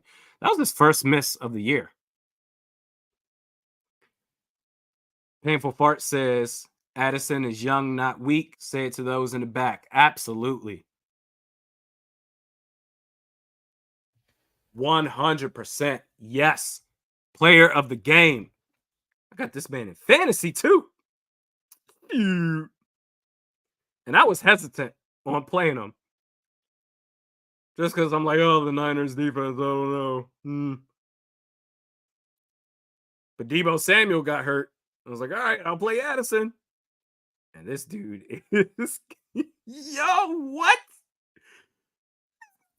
Fantasy points right now. Hot damn. Matt says, Randy, did I call it? Go deep to Addison. I'm going to take your word for it, Matt. Heck yeah. I think we were all saying go deep with Addison. Zach says, sat Addison for Ridley. Ooh, yikes. Zay, Addison, that deep threat we needed. Yeah, it's like that play right there. I mean, did that not remind you of Stephon Diggs? The deep throw by Kirk Cousins, right? And just a physical fight for that ball. It was contested as hell. It looked like it was going to be an interception in real time. And the electricity behind that play, that's what I'm saying. Justin Jefferson, when healthy, best receiver in the league, he's going to get you those 15, 17, 18 yards. But this is different. You add Addison to that, and that's the true deep threat. And Kirk was able to do that with Stephon Diggs time after time after time. Wow. Tommy says, I got to grab me a cold one and some wings after that electric first half. That was fun. That was exciting, man. I think that's the first time this season where, as a Vikings fan, I could just sit back and say, this is cool. Even in the 2 wins, it's just, oh boy, oh, the Panthers or this backup quarterback for Chicago, Tyson Bagent, and comes down to the wire, and like this is wild. This is entertaining.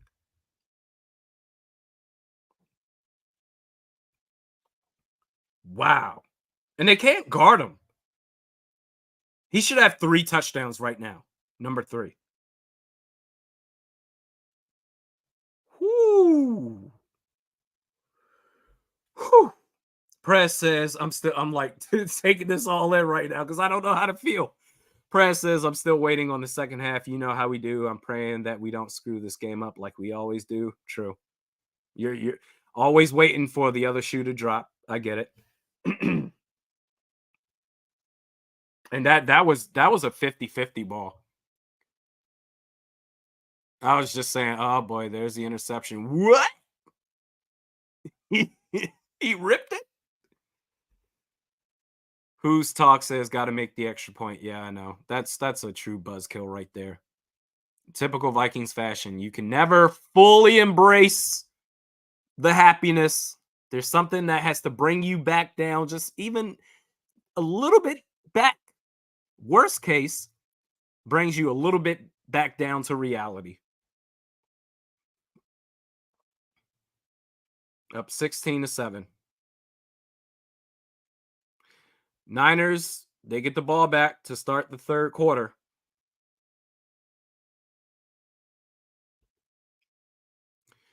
Mark Phil says Diggs and Addison, Maryland boys. Maryland got them dogs. Isn't Addison from Fredericksburg? I'm about to look this up.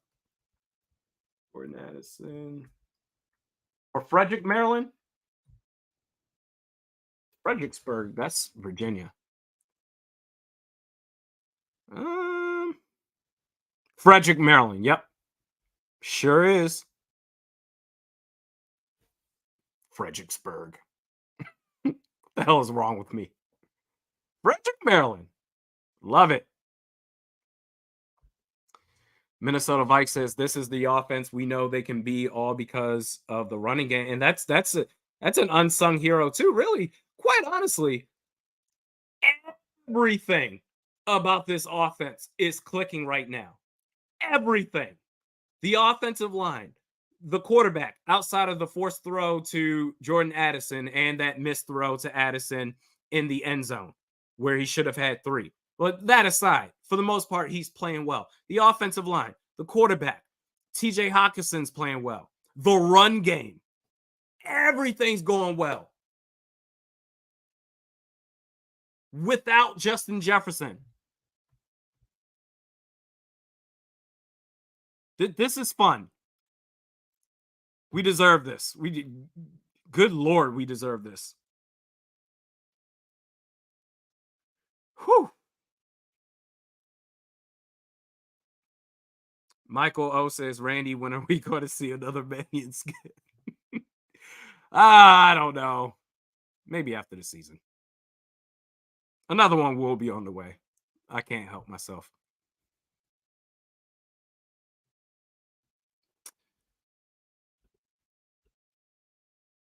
Mr. Vikings football says if Vikings win, they will go on a 7-0 streak heading into the I'm not doing that. I'm not. Nope. Y'all can do that if y'all want to.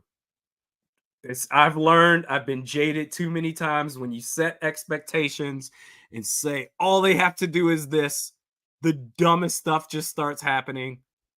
But I'm going to let y'all have that.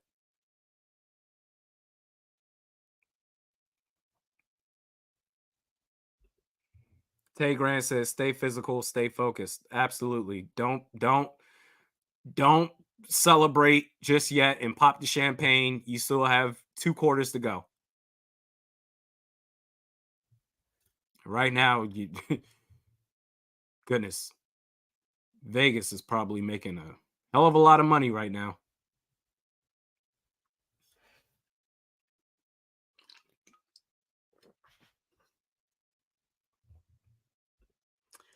Lawrence Wellington, for one, Randy Cam Akers needs to be the starter. KOC knows him well, and Addy has proven he's NFL ready. Well, in this game, they're both running backs are doing exceptional.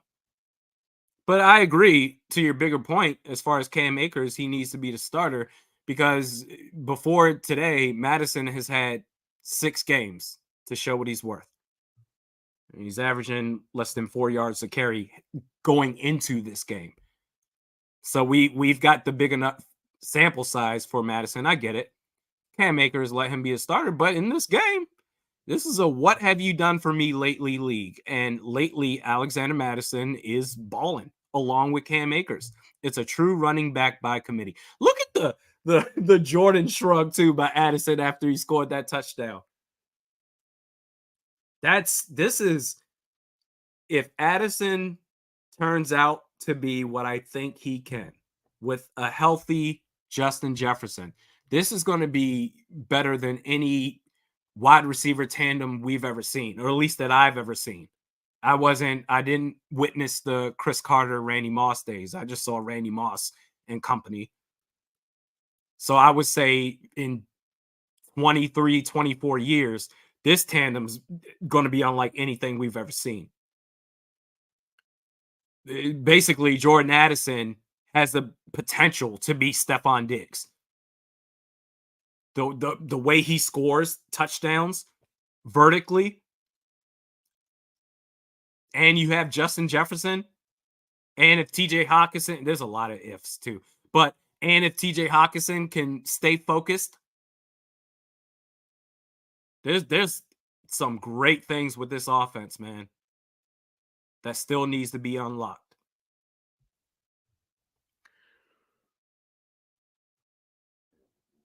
Excuse me.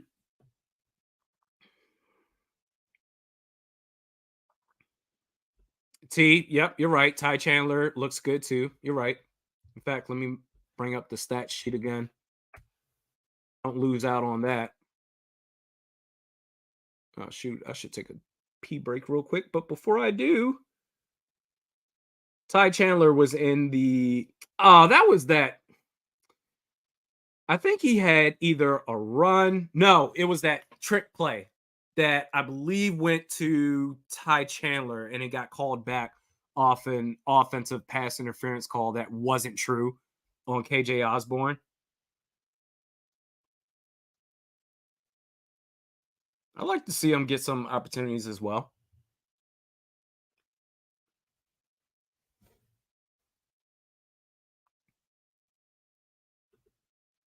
Knight Reaver says Addison is wide receiver 1 at the moment and QB2. That was a nice throw by him. It really was. I'm going to take a pee break real quick. Please hold.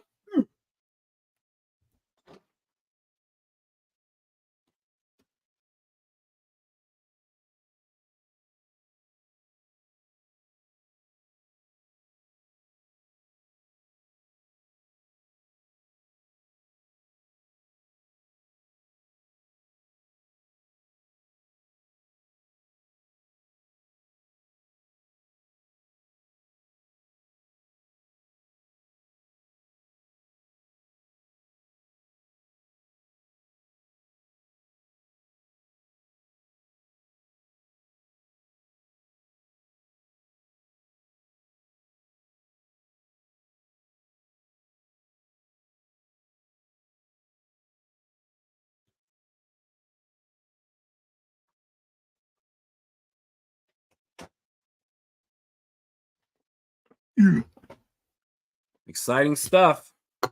How do they come out halftime and play the rest of this game? It's one thing to have the first half that you did, should be up 17-7, but you'll take 17-6.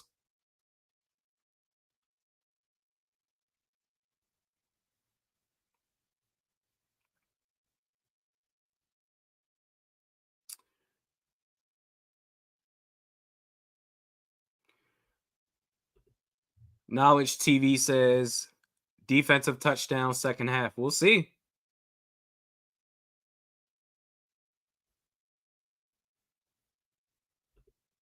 Mark says always glad to see the crooked Astros get. Did they lose? Did the Astros lose? Did the Rangers advance?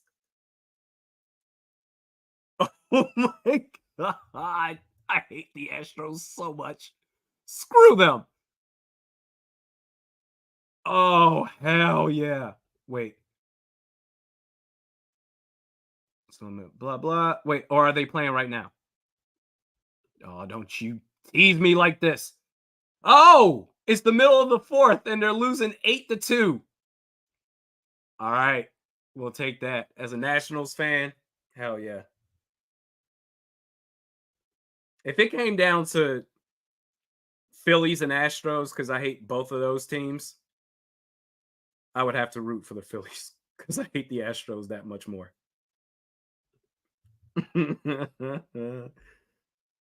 KCO says, hey, Randy, you think Kirk's going to do some crazy lobs to Addison on some third down plays like JJ? I think after that first half, I think he's got some confidence now where he's saying, all right, let's get this rolling.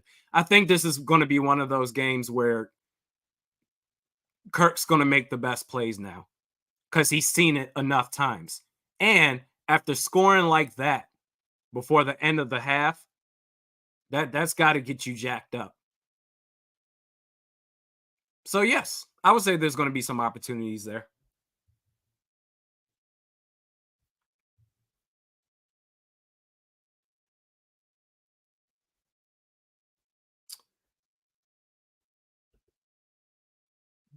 Daye, I know I screwed your name up. I'm so sorry. He says, hey, Randy, much love all the way from St. Thomas. Much love. Thank you for joining the live stream. And we are back on. Niners, first down. Pressure's there. Oh, he escaped it. All right, Brock Purdy versus Dean Lowry. He got about a yard on him. The pocket was collapsing and he just escaped. That's probably the second or third time that's happened so far when the pressure has been there, which quite honestly, it really hasn't, which I'm surprised at considering Trent Williams is not playing. Daniil Hunter should be on the right side versus their left tackle every single snap. Let's see if he is here. He is. Oh no, he's not. He's on the left. He's on the left side versus the right tackle and gets a pass off to Jennings, close to a first down. It's going to set up third and short.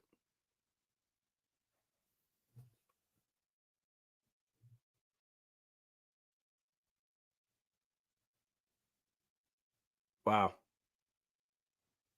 The Astros.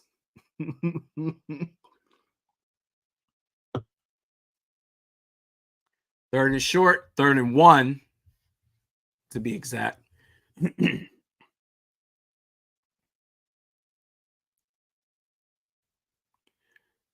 Hands it off to George Kittle. First down.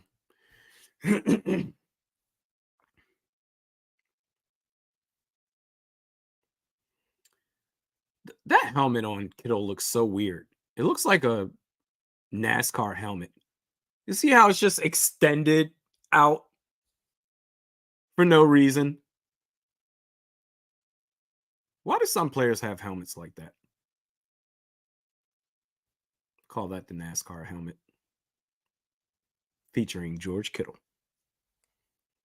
First and 10. Pitch left, McCaffrey. Good luck. DJ won him. Talk your stuff. Big loss right there. Talk your stuff. I can't believe Christian McCaffrey has been irrelevant in this game. DJ won him. Go ahead, pimp. They tried to block him with a receiver and a tight end. Didn't work. Got through both of them. 98 with the play. Second and 13. This defense is fired up right now. I can't believe what I'm witnessing.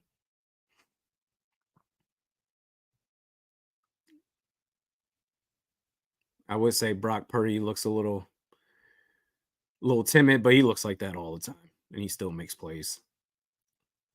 So I can't run with it, although I want to, because it'd be a lot of fun. Oh, he's scared. No, that's how he looks all the time. But the defense is fired up. That's for sure. San Francisco already using a timeout this early on.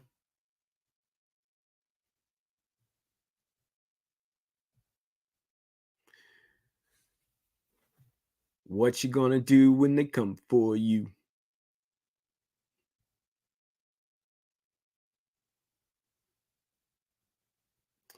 Second and 13.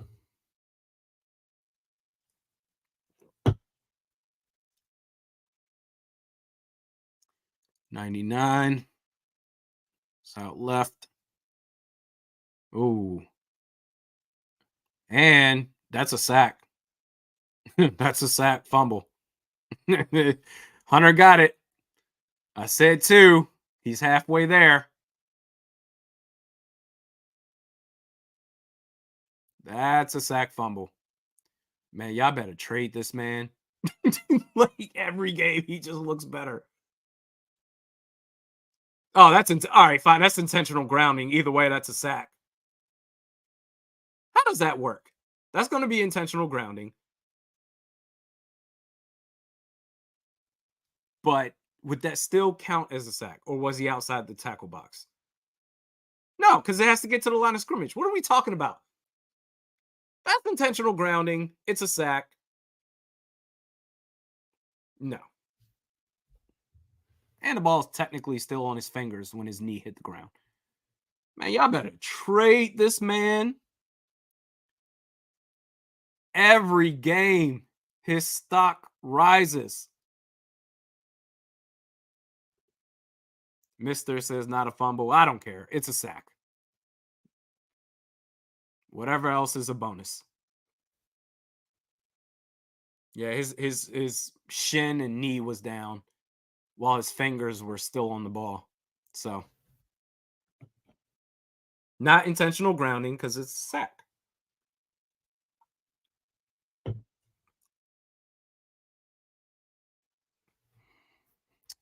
So now it's going to be 3rd and 25. Oh, snap.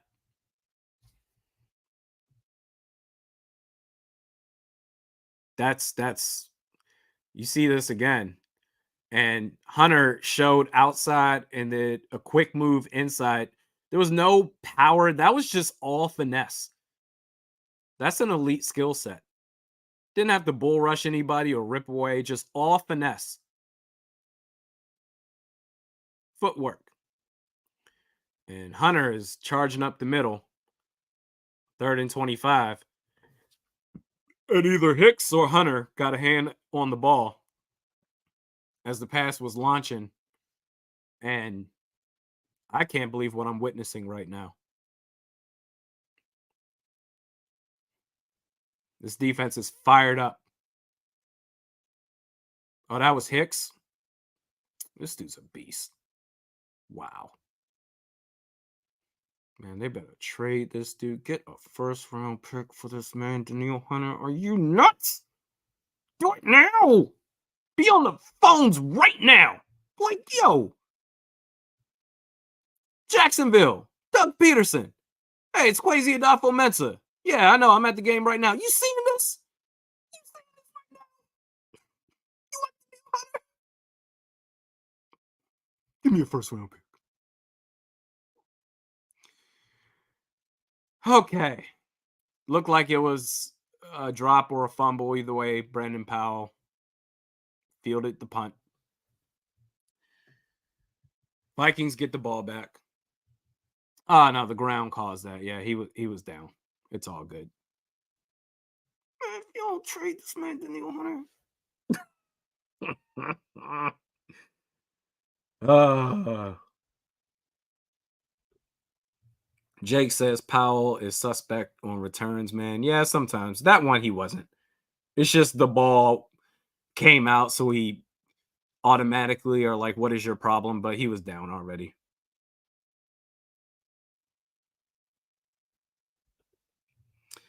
Tyler says, let Addison return punts. Nah. You know what? I understand the excitement and the potential sexiness with that, but I want all his energy on offense. I don't want him being gassed after a return and then taking potentially a big hit, whatever. Nah. No. Save him.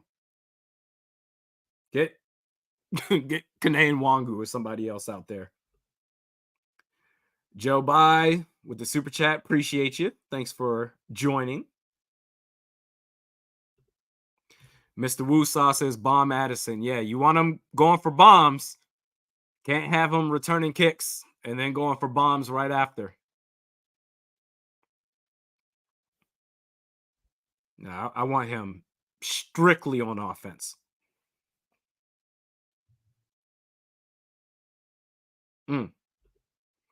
T Lane says we should Jalen Rieger. We should have kept Jalen Rieger. Why? What's he doing? He's probably on a practice squad somewhere. Jalen Rieger, we gave him a chance. He had 2 opportunities. One with Philadelphia didn't work out. One with us didn't work out. Nah.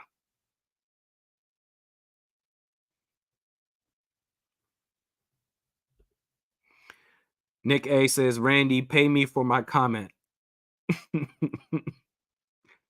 I'll pay you in friendship. How about that?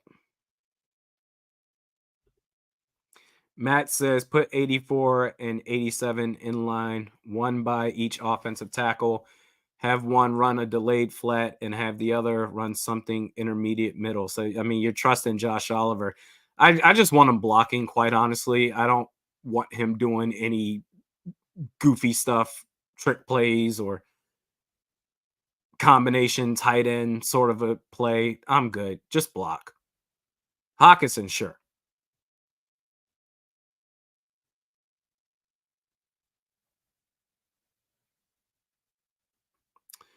Play action. Oh, Christian Darrisaw put Nick Bosa into the ground. You sit your ass down as the ball goes to KJ Osborne for a first down. Show that again.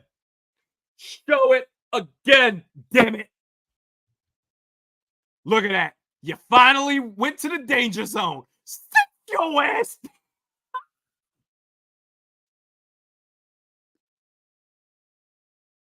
Hey, Christian Darrisaw, he's about to get paid, man.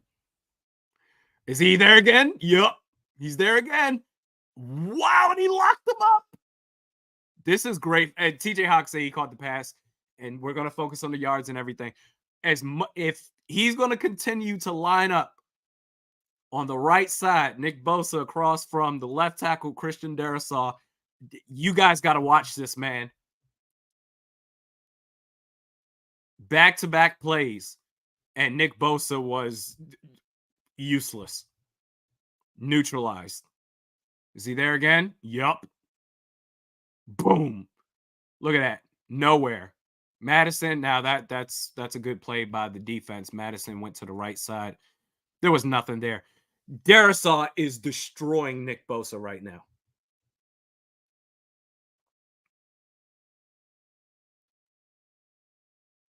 This is incredible to watch. Like, think of these individual performances we're getting. Addison, Cam Akers, Madison, Christian Darrisaw. Oh, he went to the other side that time. Addison gets a first down and more. He went over to Brian O'Neill's side, out left.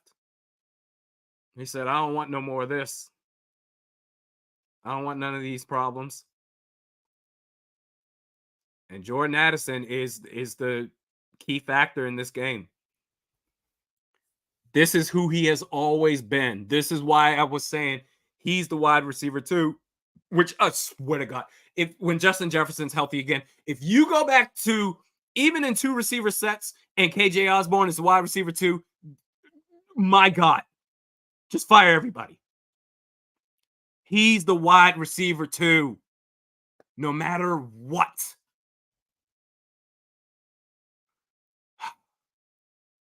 This is great.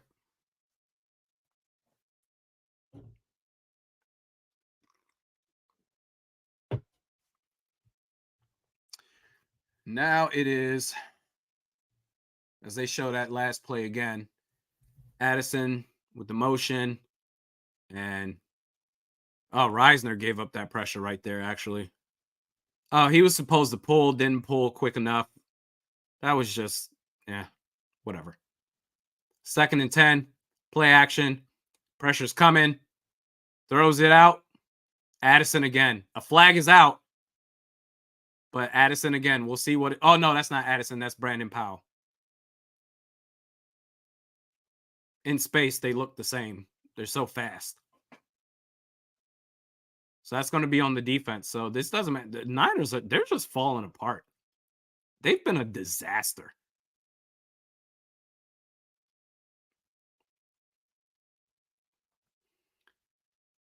Nice route. Yeah. Touched him after 5 yards. Can't do that. So I don't know if that was pass interference or illegal contact, whatever. Either way, it's bad for the Niners. You got 3 seconds on the play clock. They snap it. That was, oh my God, that was almost picked off. So that was, these plays do not work for us. These turnaround inside screens do not work. They need to just erase it from the playbook altogether. That almost went the other way.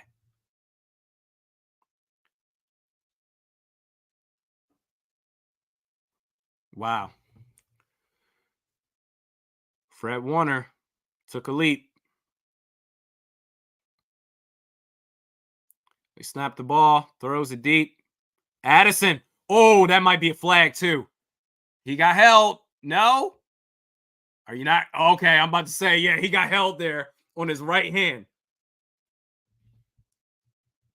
Oh my God, this dude Jordan Addison is a beast. This is his breakout game.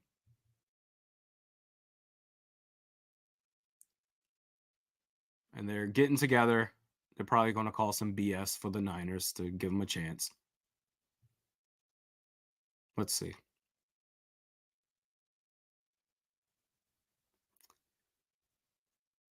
Oh my God. I love when refs get together and talk for 15 minutes.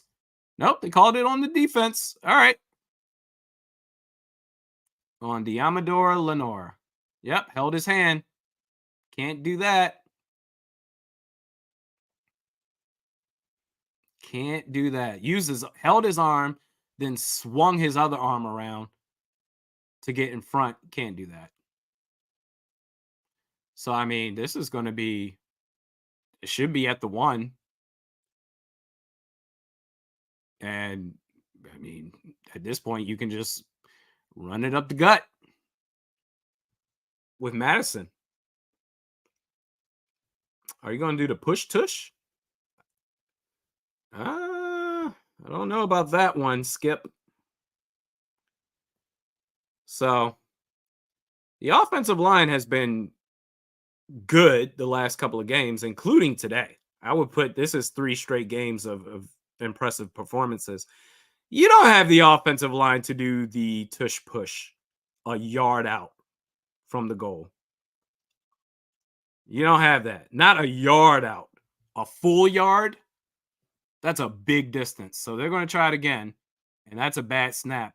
And hopefully they didn't turn the ball over right there. And there's flags out. I don't know what the hell is happening. This is not great. Know your personnel. I know the Eagles do it all the time. This is not the same offensive line.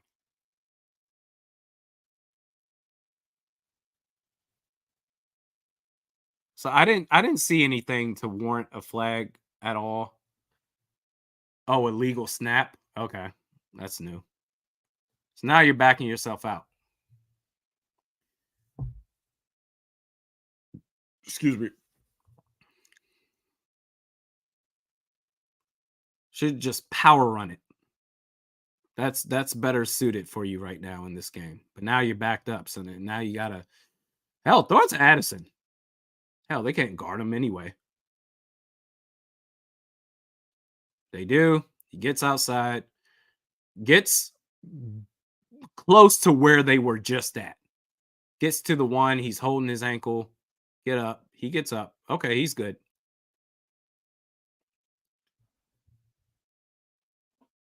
So now what do you do?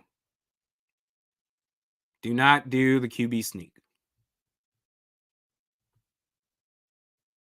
You're a full yard out.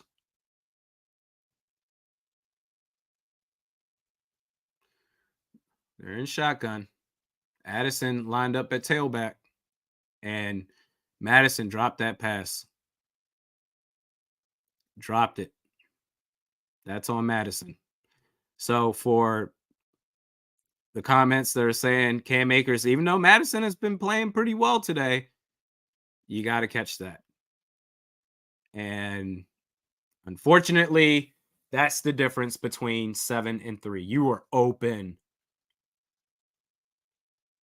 And yeah, it maybe a little bit behind you, but to where it's like only you could catch it because the underneath defender was cutting in. Hands got on it. Got to catch it. Kick is up. It's good. Up 19-7. As Tommy Gunn says, up 2 scores. Yeah, but DeAndre says it was literally thrown behind him. Yeah, I can see that. It was only where he could catch it, though. Had he tried to lead him, the defender would have got a hand on it. Hands got onto the football. Would Cam Akers, would he have caught that? I guess we'll never know. Your hands get on it. I mean, that's you should catch that.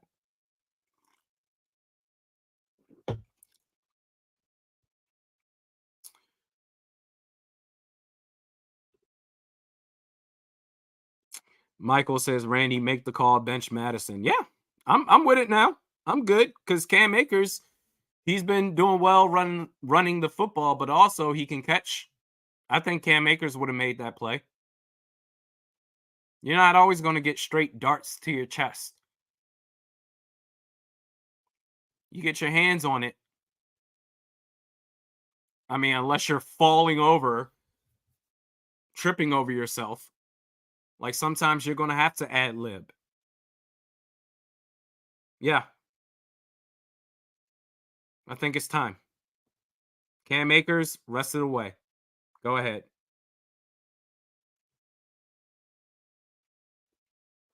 Hell, how many drops does he have? I feel like the Chicago game, he was dropping a couple just dump off passes over the middle.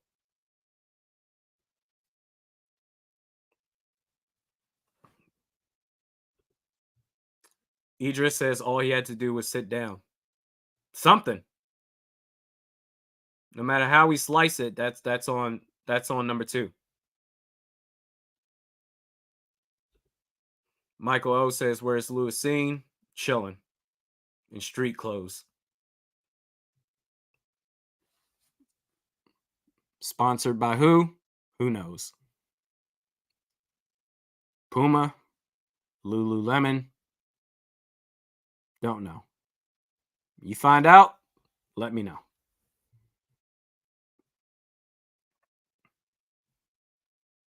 Yeah, Madison. No can do anymore. Sign Leonard Fournette, bro. Did he get signed yet? I'm pretty sure he's still a free agent.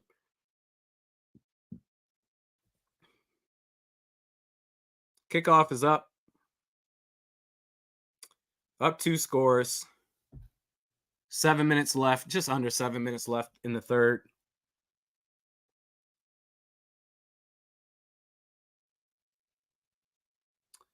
Wow.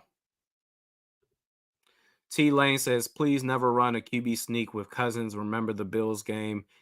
We just don't have the reason why the Eagles are so successful at doing it is yes, their offensive line, but their center of gravity is incredible. They get so low and have so much power to generate enough of a lift to where it doesn't matter. And then you got the guys behind them, the halfback and the fullback pushing Jalen Hurts forward. That's why they're able to do that.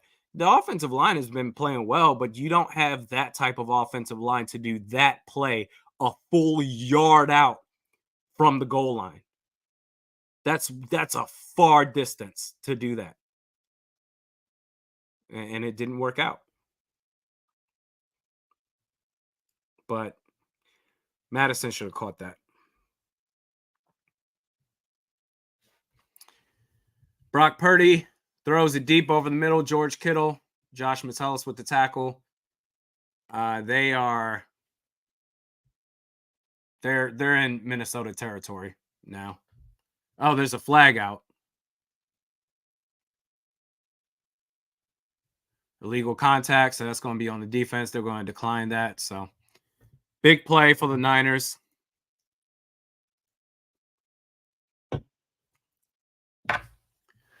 Oh, on Byron Murphy, yeah. I don't know. It was past 5 yards. So I get it. 1st and 10.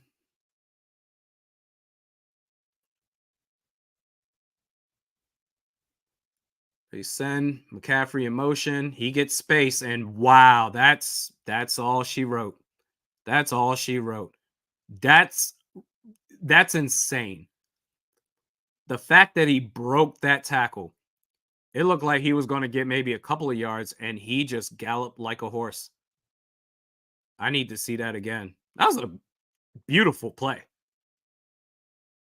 But that's, man, see that again. He motioned outright, quick pass, Jennings with the block, and that was Byron Murphy with the missed tackle. I mean, he's going for a launch to his feet when he didn't have to do that. I mean, he was right there. So what was a 19-7 game is now a 19-14 game. They scored very quickly on that drive, and now the pressure goes back to Minnesota. That goal line drive, man, they had better opportunities. That tush push, and then Madison can't catch. That was a nice play by C-Mac. Give him that.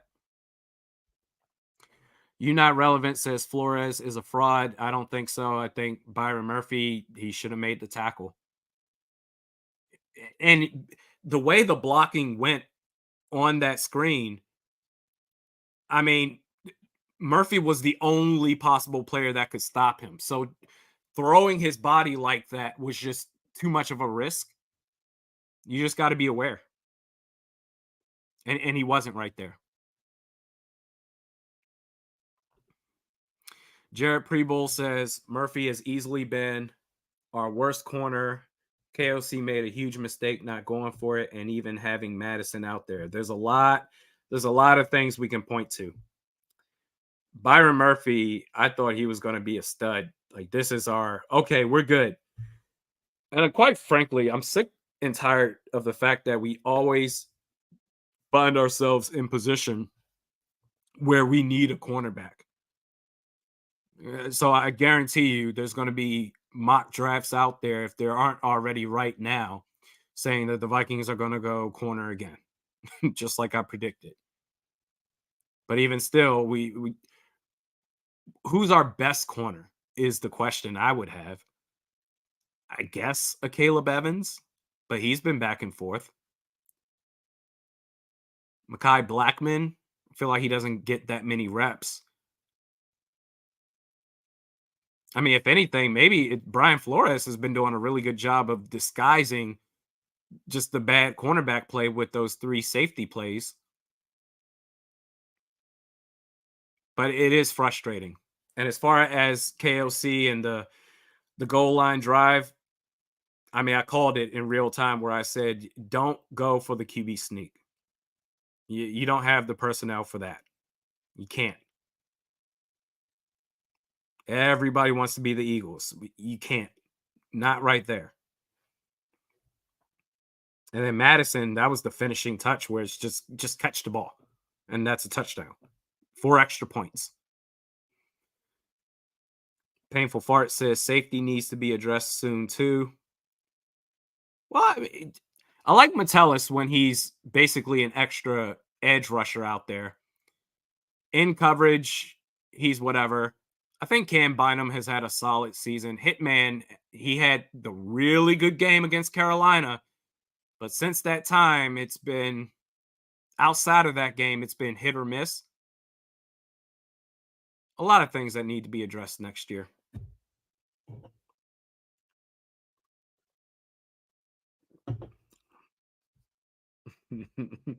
Michael O says, safety, they have seen. That's true. I mean, that's how big of a bust he's been, where we can look at the safety position and say, man, we need some help here. If only we had a former first round pick that could help us out. Oh, wait, he can't because he's not good enough. Mark says Niners are fired up. They are. They should be. They should be.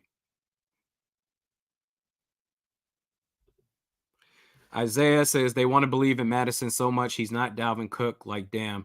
Yeah, I think I mentioned this on Twitter a couple of days ago. Just that when it comes to veterans, I believe that Kevin O'Connell wants to maintain just the niceness of the locker room and the culture. He doesn't want to ruffle any feathers. There's really no reason to have Madison out there as the starter anymore, but they're going to keep doing it. It's nothing we can do about it, but it's obvious. But that's really the only logical explanation I can come up with, is that, well, he just wants to be nice and culture and dreamers that are dreaming about the dreams.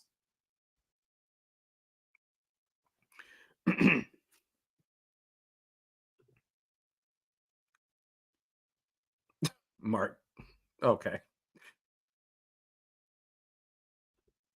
Minnesota Vikings says Murphy is a bum. Well, that's harsh. He is playing pretty bad right now.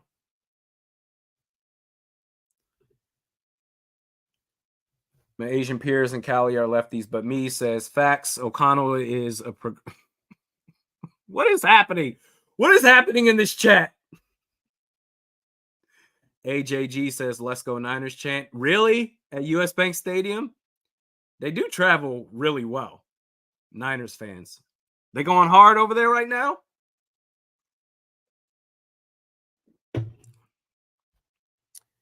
Oh boy. We're back on. 5-point game. First down. Handoff to Brandon Powell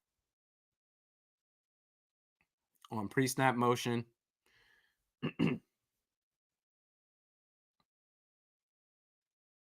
Hey, Brian Asamoah sighting. I can't believe I did a whole video. It looks like he got hurt too. Looks like his ankle or a Niners player got hurt. Maybe both of them got hurt. I don't know. I did a whole video on how Lewis Seen and Brian Asamoah, this was going to be their breakout year. And neither one of them can play. And Cam Akers, they throw it to him out left in the flat. And no gain. It's going to be 3rd and 5. I mean, this is where I think you want to go to Hawk right here. They're going to be locked in on Jordan Addison. They're probably going to play 2-man deep on him, expecting the big play. Hawkinson has been quiet for the last 2 quarters, I would say. I would say look for him to get involved right here on this play. Although they were showing close formation. Okay, threw it to Brandon Powell. Hey, he's stepping up. You love to see it. Has Nick Bosa done anything in today's game? I don't think he has. They did the zone again. Brandon Powell got Fred Warner in coverage. Simple break, easy space, first down. It's easy.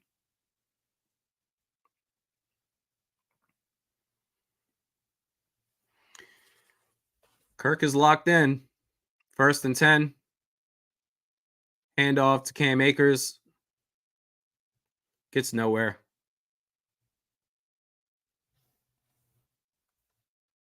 Checking on this Rangers-Astros game. Top of the 6th, still 8-2. Rangers. Game 7. Oh, snap.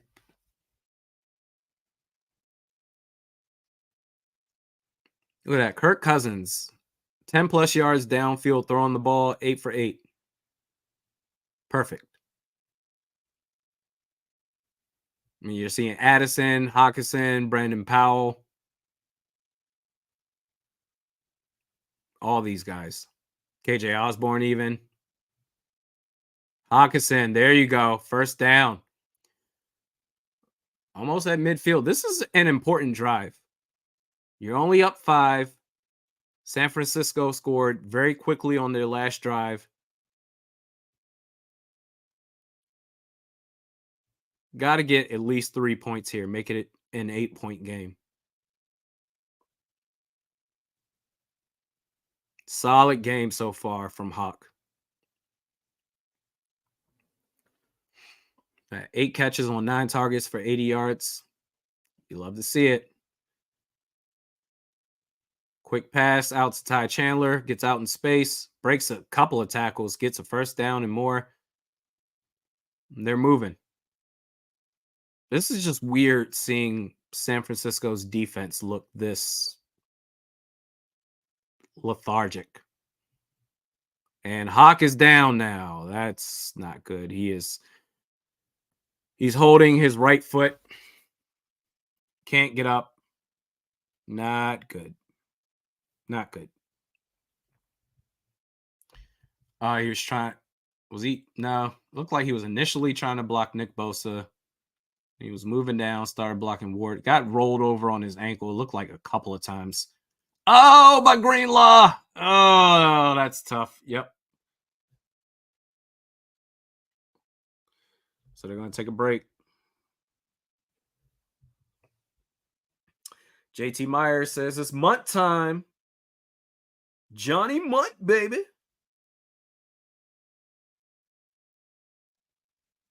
Wow.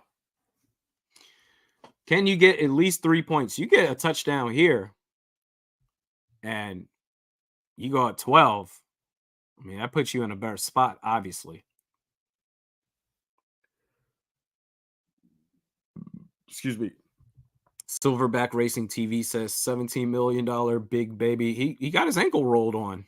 Can't do anything about that. He's been excellent today.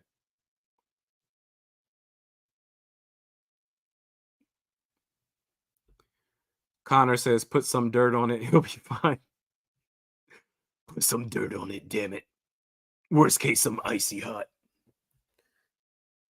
And get Sean Mannion to read him a playbook or two. I'm sure his ankle will heal up. No, he got his ankle rolled over.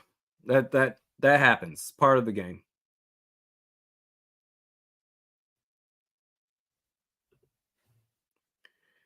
Tyler says he's been playing great, honestly, much better than I assumed. Hawkinson, I'm assuming. Yeah. There's plenty of players you can look at and say, wow, they've been excellent. I still need Daniil Hunter to get one more sack to get the 2 I projected for him. He has 1 so far. Ooh, just an update on the ALCS, folks. Texas Rangers up 10-2, heading to the bottom of the 6th. I hope the Astros just suffer forever. Those bum-ass cheaters. Jared Preble says offensive line is confusing me how well they have been, right? We've been asking for that for a long time. A long time, as Hawkinson needs help walking off the field. That's going to put this offense in a bind. But the offensive line, we've been wanting that for a while. It's probably going to be a false start on Johnny Munt.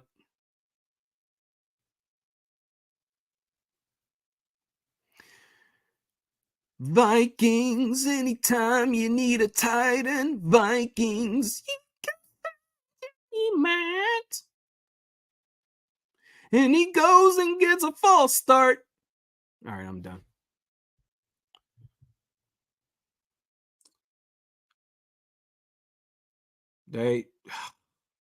Yeah, that's not the type of start you want.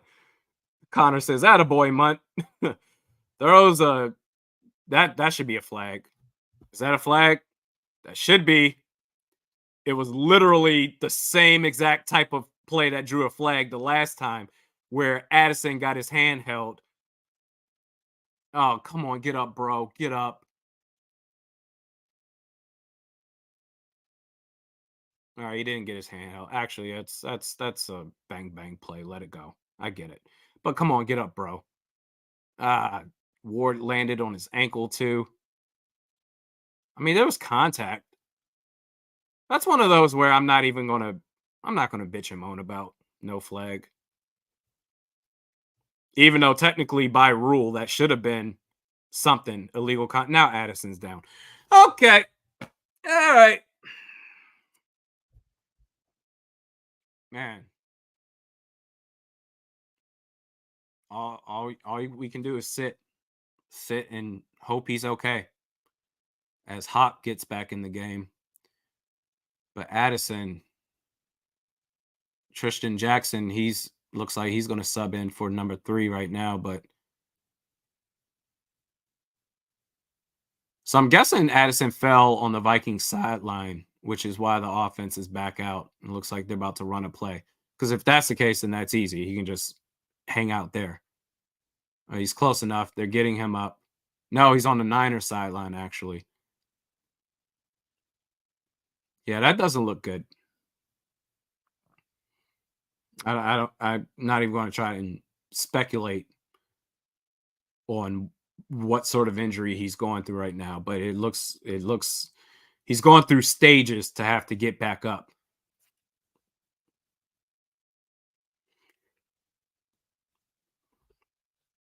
Painful Fart says the script writers got us on the edge of our seats. He's walking on his own power right now, so that's good.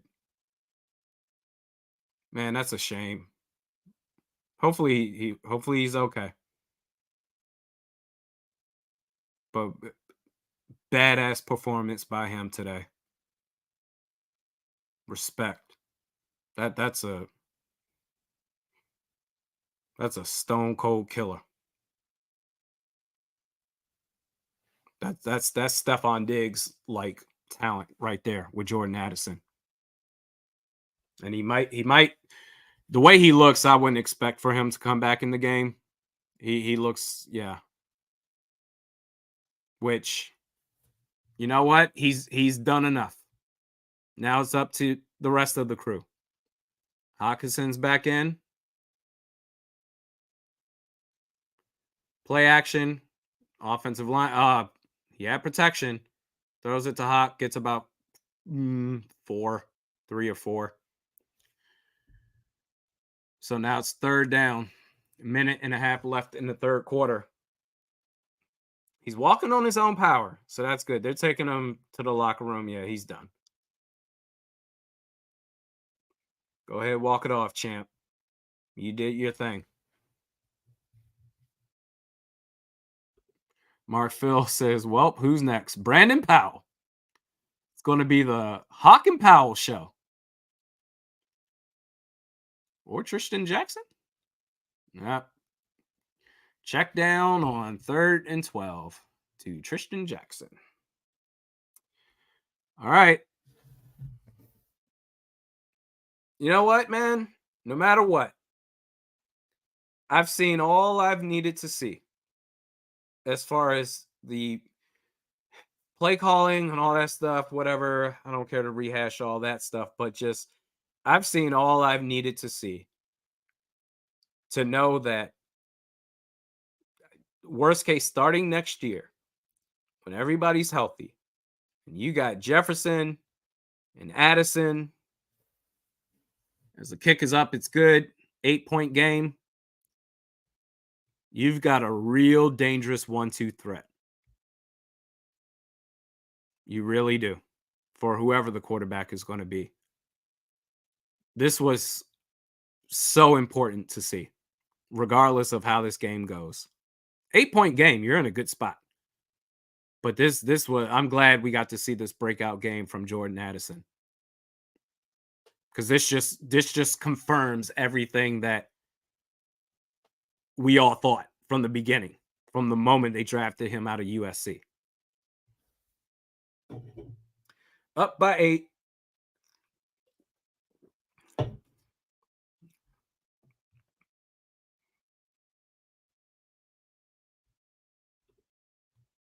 Mark says KOC lost his best receiver, his best 2. Wide receiver 1 and 2 is out.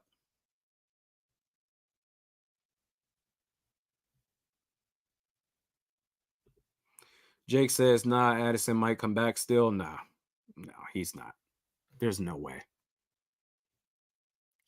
Plus, the way he had to get back up, like, you don't want it. It looked like it would just be, again, speculate. I don't want to speculate or anything, but it just, you don't want them to rush it or anything as they get a good return. There might be some flags here. I feel like I saw some holding, or I guess not. It looked like it looks like it would be a miracle if he just ran back out that locker room and it's like, all right, guys, I'm back.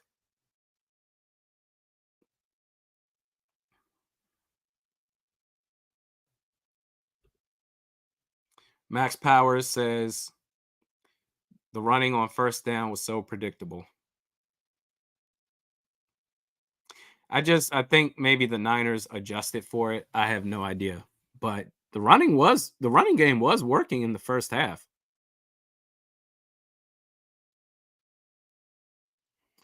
First down and the pressure. Ivan Pace got up the middle but couldn't get there in time. Jennings breaks, really scoots by a tackle. About 2-3 yards shy of a first down.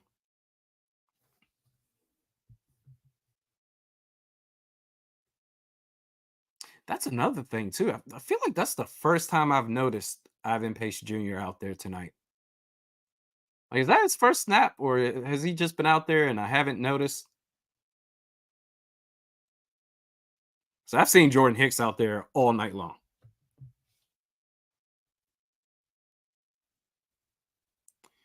We looks like we're going into a commercial break. I think that's going into the fourth quarter now. Let me check. Laptop is blocking the bottom corner of my screen. So that's why I gotta crunch it down every couple of plays. Yep, going into the fourth. All right. Hold on to your butts.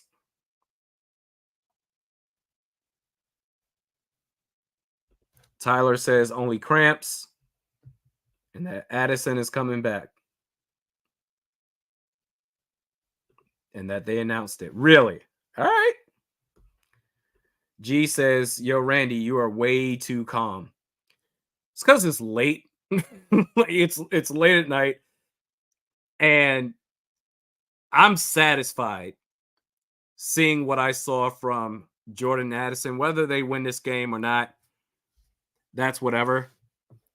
But I got two toddlers, man, and doing a live stream late at night after dealing with two toddlers that literally don't give a damn about anything you say as a parent is something. I love them. God, I love them.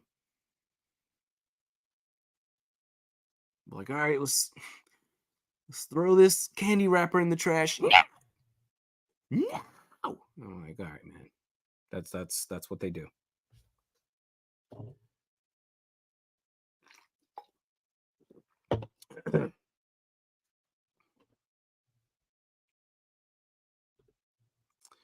KB says Vikings had a 79% chance of losing this game according to ESPN, so this performance is good. It is good. They're showing you, the Vikings are showing you that they can be competitive. Their problems through the first 6 games, and I've talked about this before, there's stuff that can be easily fixed. Play calling has been a lot better in this game.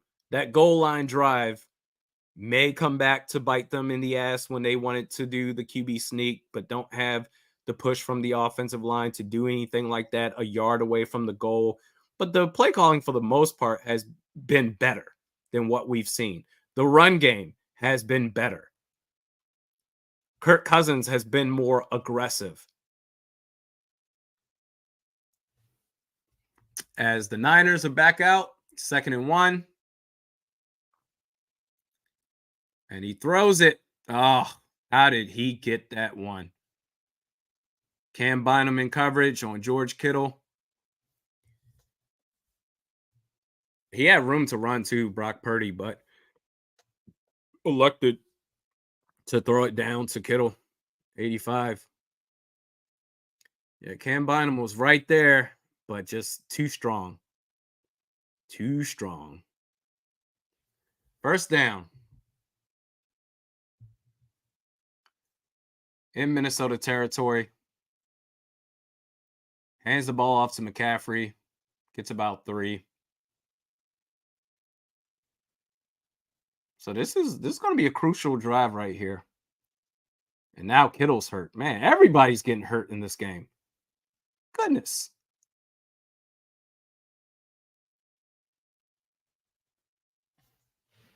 Looks like a left knee. Just has to stretch out a little bit. 2nd and 6. Brandon Ayuk.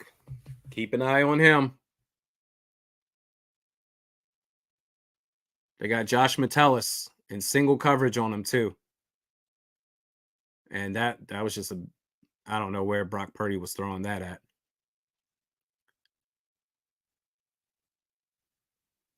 Incomplete. So it's going to be 3rd and 6.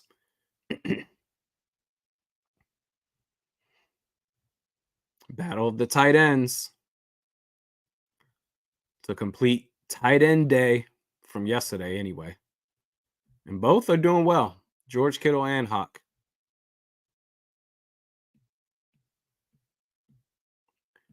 As Kittle's back out there. 3rd and 6, big down, pressure. He escapes, moves out left, floats it left. Wow, Brandon Ayuk really caught that? I think he caught it. It was just millimeters from hitting the ground. Let's see. Oh, no, it hit the ground. Nope, that's going to be incomplete. Nope. That's going to be incomplete, clearly. All right. I stand corrected.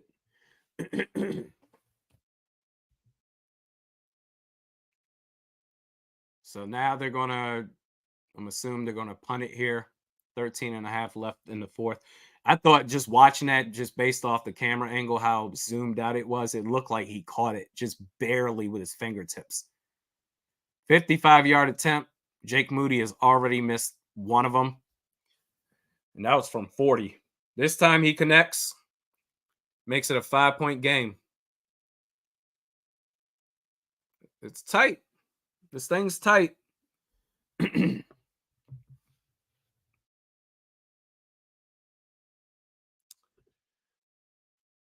Matthew says, I didn't see it. If it hit the ground, probably did. Yeah, they showed a replay, a zoomed up replay, and it clearly hit the ground. But you couldn't see that in real time, just the how the camera was zoomed out. But yeah, it wasn't close.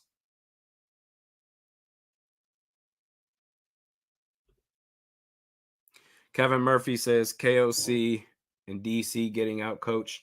Well, the defense is I mean, they got a big stop there. Well, then again, a better throw.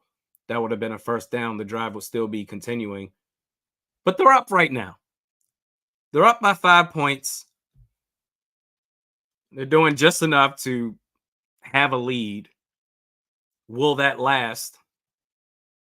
Because now it's up to the offense. What are they going to do now? Like a whole last drive, now that you know that, well, some of you said that Jordan Addison's coming back. So I need to see that. But if he's not out there, that makes things a little bit more difficult.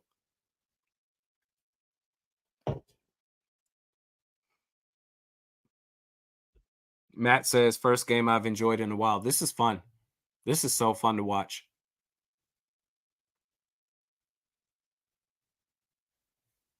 Jordan Addison. I swear, KOC, if you make him the wide receiver 3 again after Justin Jefferson gets healthy, should be fired.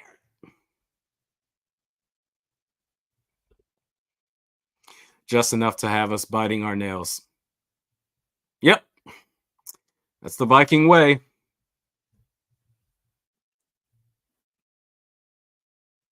KB says we held them to 3, so it's good. Yeah. It's a lot better than giving up a touchdown. Only up 8 points. Now only up 5. I think the offense, the more pressure you put on them offensively, scoring points, you're going to be in a better position.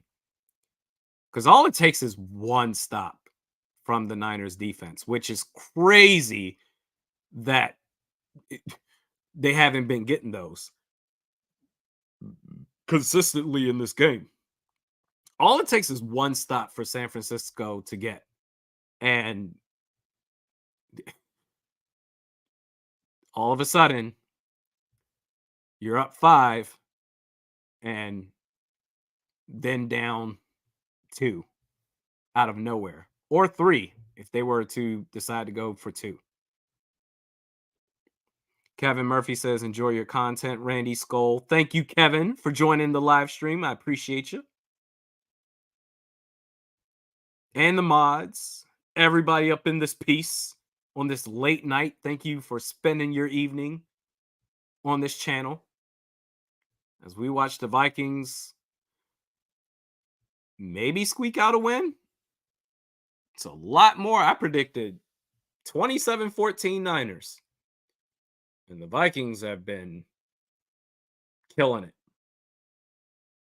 Mistakes and all. Play action. And they're going back to the putt offense. Alexander Madison gets tackled behind the line of scrimmage. These inside screens do not work. They literally don't work. They haven't worked all season long. Stop doing it. Another Niners player hurt. Greenlaw.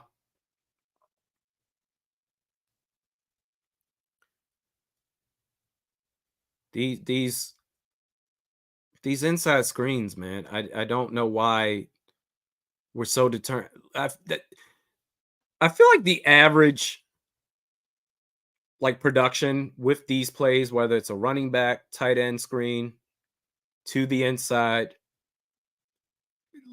on average, anecdotally speaking, the Vikings might get a yard and a half per play, but they keep doing it. Like, you're setting yourself up. Now you're behind the 8 ball on second down for no reason because you wanted to run that play. And it's not even Madison. It's just that play doesn't work. Every time the pass catcher on the inside gets the ball in his hands, there's contact right there. There's two guys just colliding on him every single time. I don't know. Black Iron Pot Records, yeah, says not Madison's fault. The play wasn't there. It wasn't. That play just doesn't work. They do that all the time. I feel like once a drive, they're like, we can't help ourselves, bro. Like, is Sean Mannion calling these plays?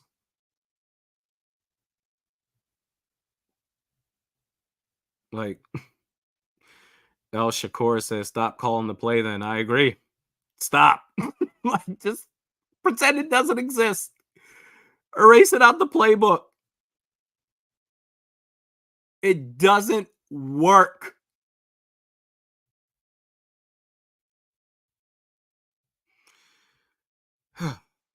Aaron, the Minister Williams says, still looking for creative plays from KOC. Well, so far, KOC is really just gifting the Niners an opportunity to come back and take the lead the way that last play went. And this is where coaching really shines through in these high pressure moments. How do you respond? What are you going to do to get the defense off guard? And if your answer is to do what we've been doing with a blanket playbook, then okay. Niners will probably get the ball back. But they've shown flashes in this game where they can be aggressive. Will that be right here on 2nd and 11? We'll see. So Kirk looks like he did an audible or something. And Christian Darrisaw completely takes the edge rusher out. So gets it to KJ Osborne for a couple of yards. It's going to be 3rd and mid. Just a big 3rd down here. Lots of game left. 12 and a half, under 12 and a half minutes left in the game.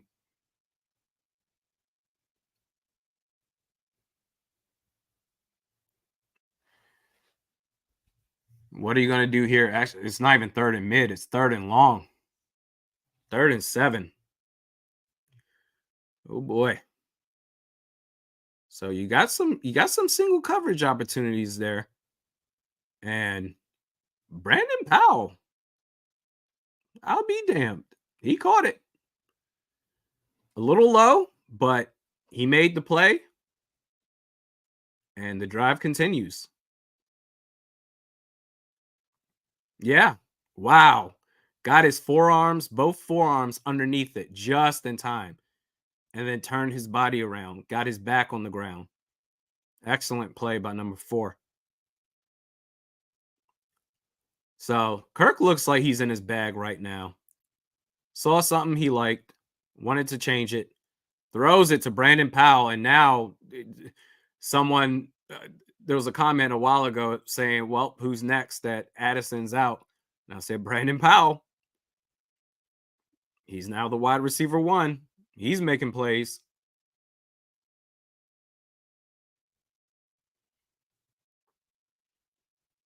Oh, nice little rub route by Hawkinson. He's the guy, number 4. I don't see Addison out there. So I mean, I'm just assuming he's not coming back. They hand the ball off to Madison for about 3 or 4 yards. Clock is moving.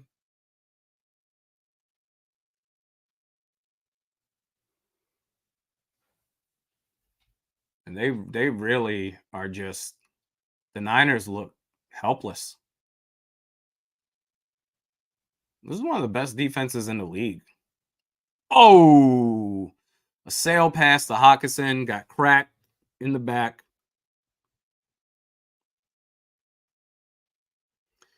So setting up another 3rd down. Easy come, easy go.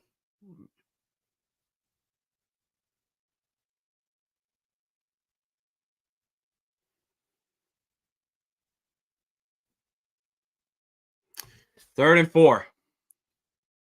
You got 3 out left.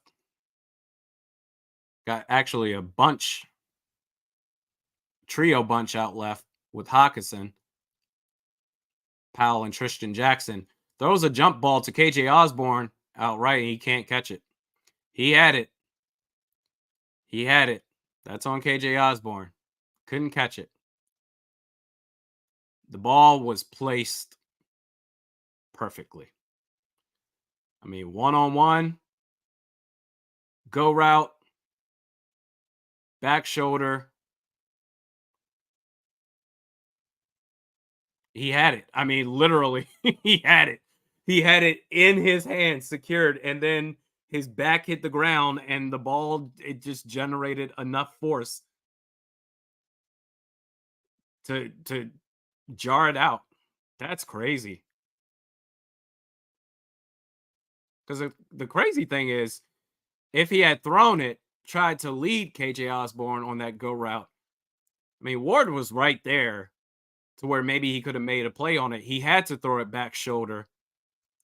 And I've never, I can't say I've never seen anything like that, but the fact that he had it secured in his hands and then his back landing on the ground just jarred it out with his arms spaced out too.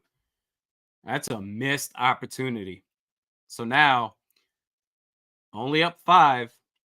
That was the stop that the Niners needed.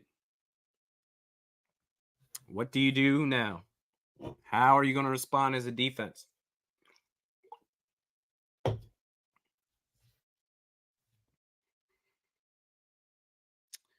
KJ Osborne. All right. 1st and 10. Throws a little floater out to McCaffrey. Gets a couple of yards.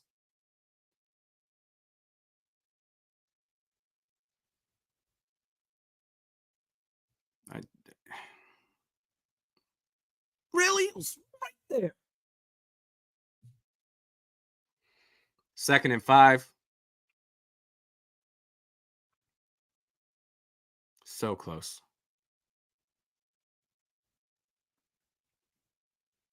That guy's been getting snaps over Jordan Addison all season. All right, I'm done. 2nd and 5. Throws it over the middle. George Kittle is really having himself a second half with his NASCAR helmet.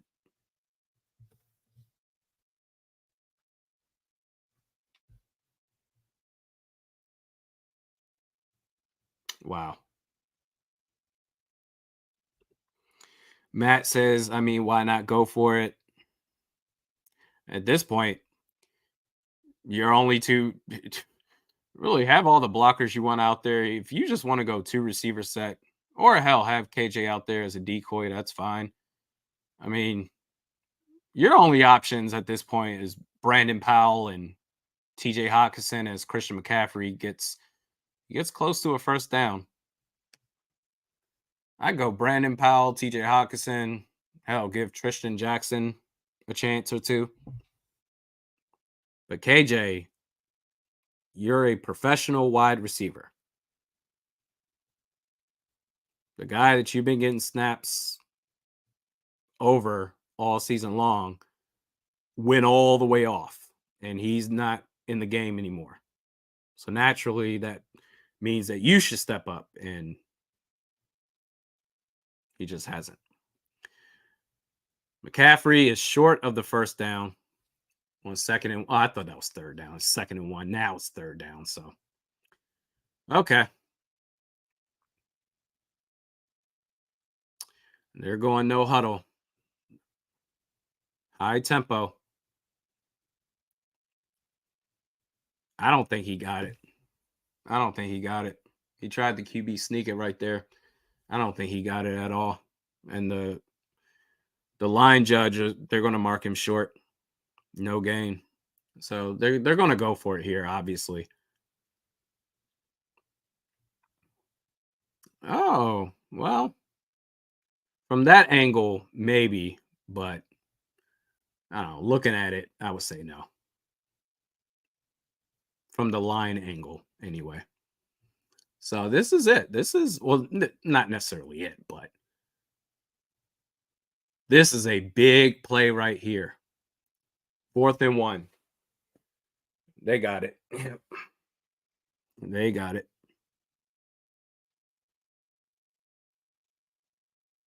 Drive continues.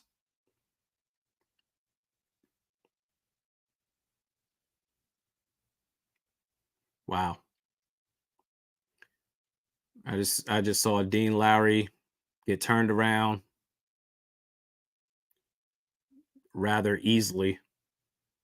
I mean, the only players that was there was Harrison Phillips and somewhat Jordan Hicks. Dean Lowry got taken out of that play altogether.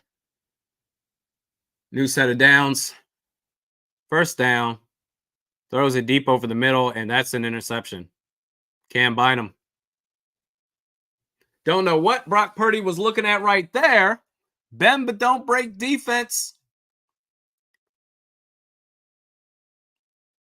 By my count, that's what? 3 turnovers? 1 by Christian McCaffrey on the first drive, forced fumble, interception there. Turnover on downs with the missed field goal by Jake Moody in the first half. Okay. I don't know what he was looking at. Did the receiver fall or what? Either way, it's not the Vikings' problem. Yeah, that was just a poor decision right there. Yep, he caught it clean too. Cam Bynum low key has been balling. Excuse me. And Nick Bosa makes a play. He exists. As they hand the ball to Cam Akers, he gets tackled immediately for a loss.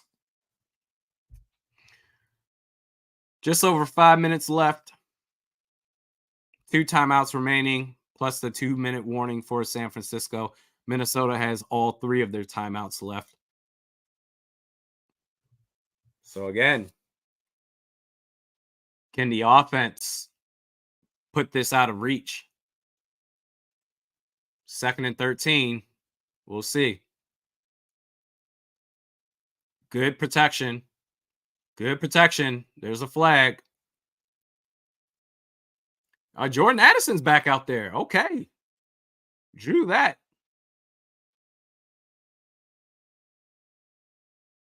Wow. So that's gonna be illegal contact by Charvarius Ward. I mean, yeah, that was just wow. Basically hockey checked him right there when he went for his cut, his second cut. Easy flag. This dude, Jordan Addison, is a beast. T says if he didn't bump him, that's a touchdown. Easy. He was running. Nice to see him back out there. Play action. Pressure. KJ. About 3 yards short of the line to gain. It's going to be second and short.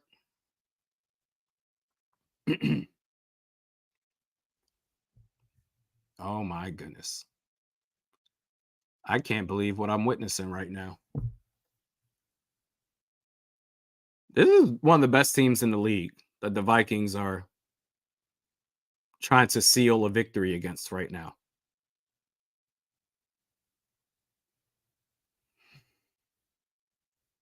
Second and 2. Got a power formation here. And Cam Akers gets a first down. Now under 4 minutes left.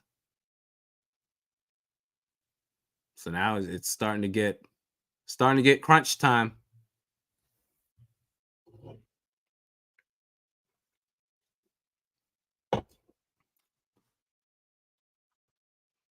This is exciting.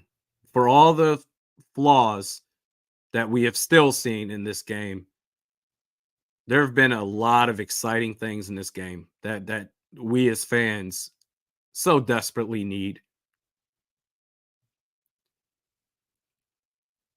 Like Nick Bosa has been completely shut out by both Brian O'Neill and Christian Darrisaw. Tried to go to Johnny Munt. It wasn't there. Had to ad lib and go. TJ Hawkinson. Fred Warner is down, favoring his left thigh or left knee. He looks like he is in some serious pain right now.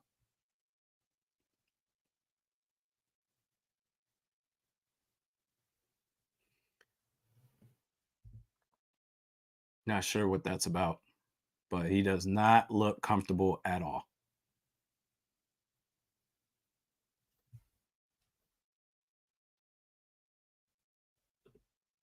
Jake says, damn, Warner hurt. Bad man prayers. Yeah, for sure. That does not look great.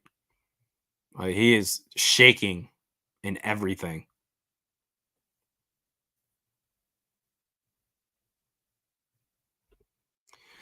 Justin with the super chat, appreciate you. He says, just wanted to say thanks for what you do. Hey, thank you guys for putting up with me, man. I don't know what the hell I'm doing.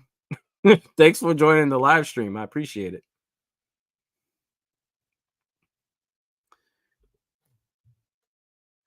it. ALT says, y'all are the weirdest fans ever. You hated Cousins in the first quarter. Now it's Kirk O'Chains. The only thing I blame him on actually was two things. Was the forced pass to Jordan Addison, which resulted in the interception. He got jammed at the line of scrimmage, but he wouldn't go off his first read. He was going to Jordan Addison no matter what on that play. Him being locked in led to that turnover. And Jordan Addison, who has 2 touchdowns, should have had 3 because Kirk Cousins led him a little bit too far left in the end zone. All you had to do was just throw it straight. Bam, he's right there. But outside of that, Kirk Cousins has been great. He's been really good today. KCO says Kirk's a microwave, and man, he's heated up now. No matter what happens, looking forward to your rants, Randy. I got nothing to rant about. Nothing but good things anyway, I will say. The only other thing I'll say is Alexander Madison. I think we're good. I think we've seen enough. We're good. Connor says Kirk's the reason we winning. That's fair. That's fair. Terrence offensive line. There's so many. There's very few. Well, I'm not going to say very few things. There's more good things to celebrate performance wise in this game than bitch and moan about. I would say there's more good than bad. As 2nd and 9 here. They're showing blitz. They do. 5-man rush. Throws it out quick. Josh Oliver. Excuse me.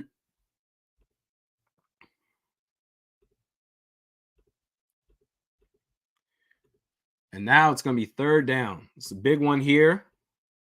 Matt says, love your content, Randy. Keep up the great work. I appreciate you. Thanks for joining the live stream on this late evening.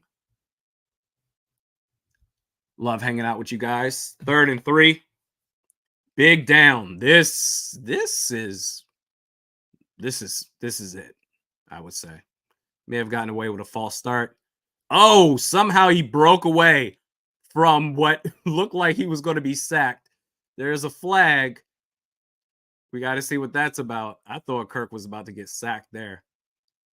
There's a flag. We'll see what it's for. It's on defense, holding. So that's going to be it. That's what is happening. Are they really about to pull this off? And again, Addison got these dudes in hell. He got these boys fighting for their lives because of route running. And somehow he stood tall through that. Stood tough.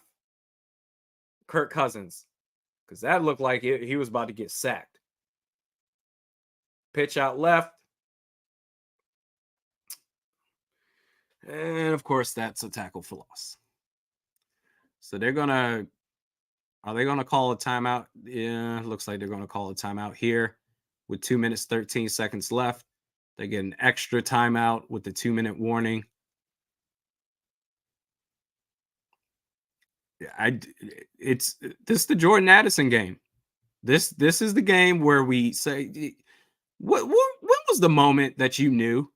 And we've seen flashes where he'll score a deep touchdown off of a few snaps played, whatever. But this is the game where he's legit being featured. And it's week 7. Week 7, hosting San Francisco, 2023. This is the Jordan Addison game.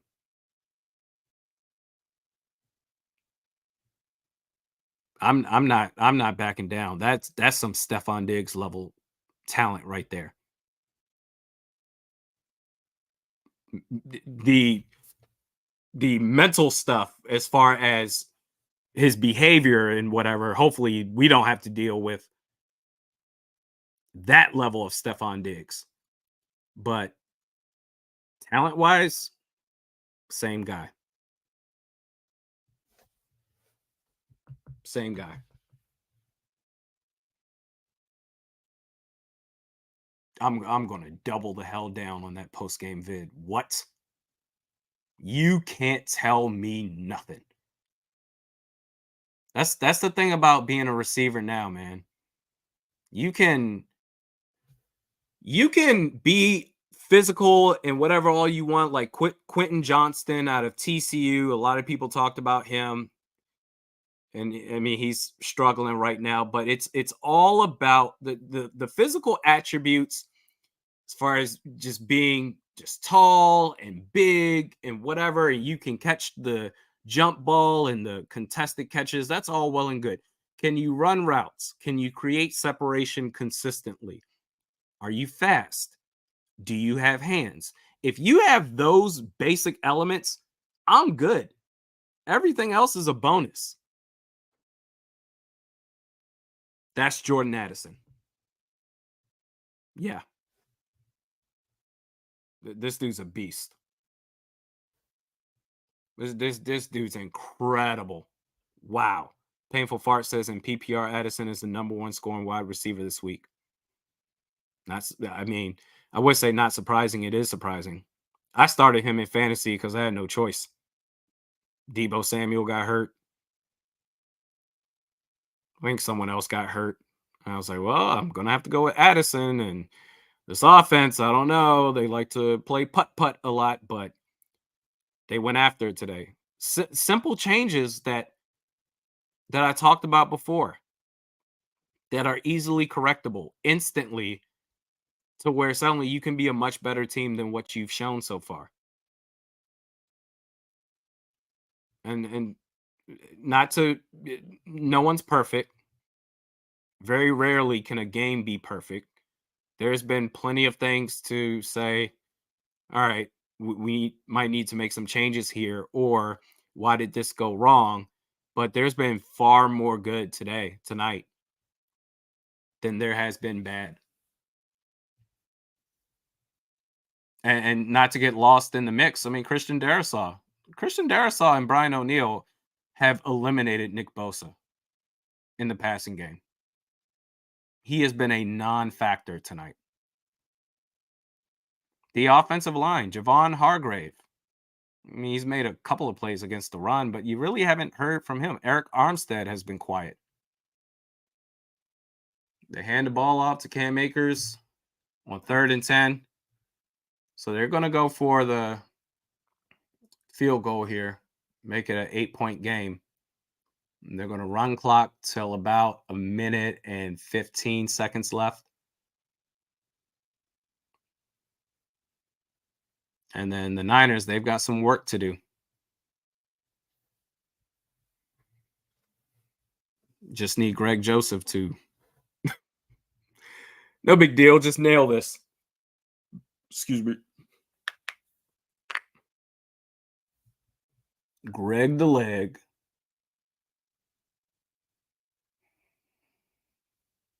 Declan Goff's boy. Can he make it?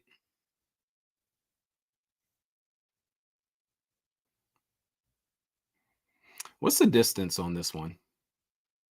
They haven't said yet, or they haven't shown it yet.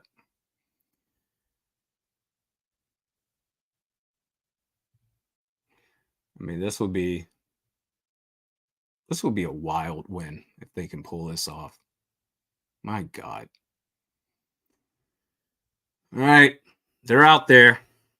This is, oh, that's deep. 50-yarder. It's indoors, though. He missed an extra point, but here we are. Kick is up, and it is no good. Well, that changes everything. This was like shaping up to be a Disney movie, wasn't it? Just, oh, look at the stars align and everything's going great. Declan Goff, your boy. This was just shaping up to what's it Celine Dion that does the Titanic song? It was just shaping up to be so beautiful. There's nothing to fear but missed kicks from Greg Joseph forever.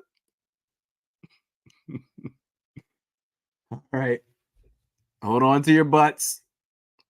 It's a 5-point game. Oh boy. And I was singing while Harrison Smith broke up a pass. Looks like it was intended for George Kittle. 2nd and 10. What will this defense do? Throws it over the middle.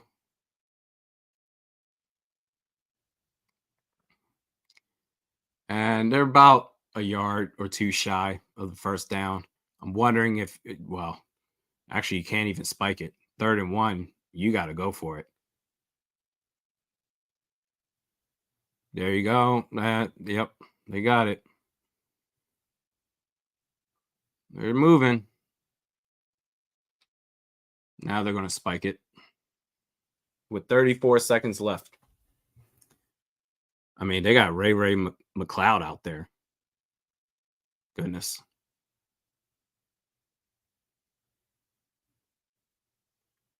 "34 seconds left, no timeouts remaining." Greg Joseph, you somebody, you.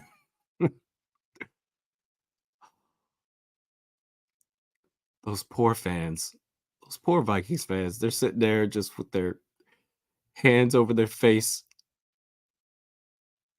2nd and 10. Pressure. He moved up in the pocket, but Cam Bynum with his 2nd interception. That's going to seal it. That's going to seal it. By my count, 4 turnovers. 4 turnovers, 3 takeaways, 1 turnover on downs. Wow. That will do it. My God, they pulled it off. This team. Post game vid, working on that right now. I can't believe what we all just witnessed. Thank you all so much. Post game vid up shortly.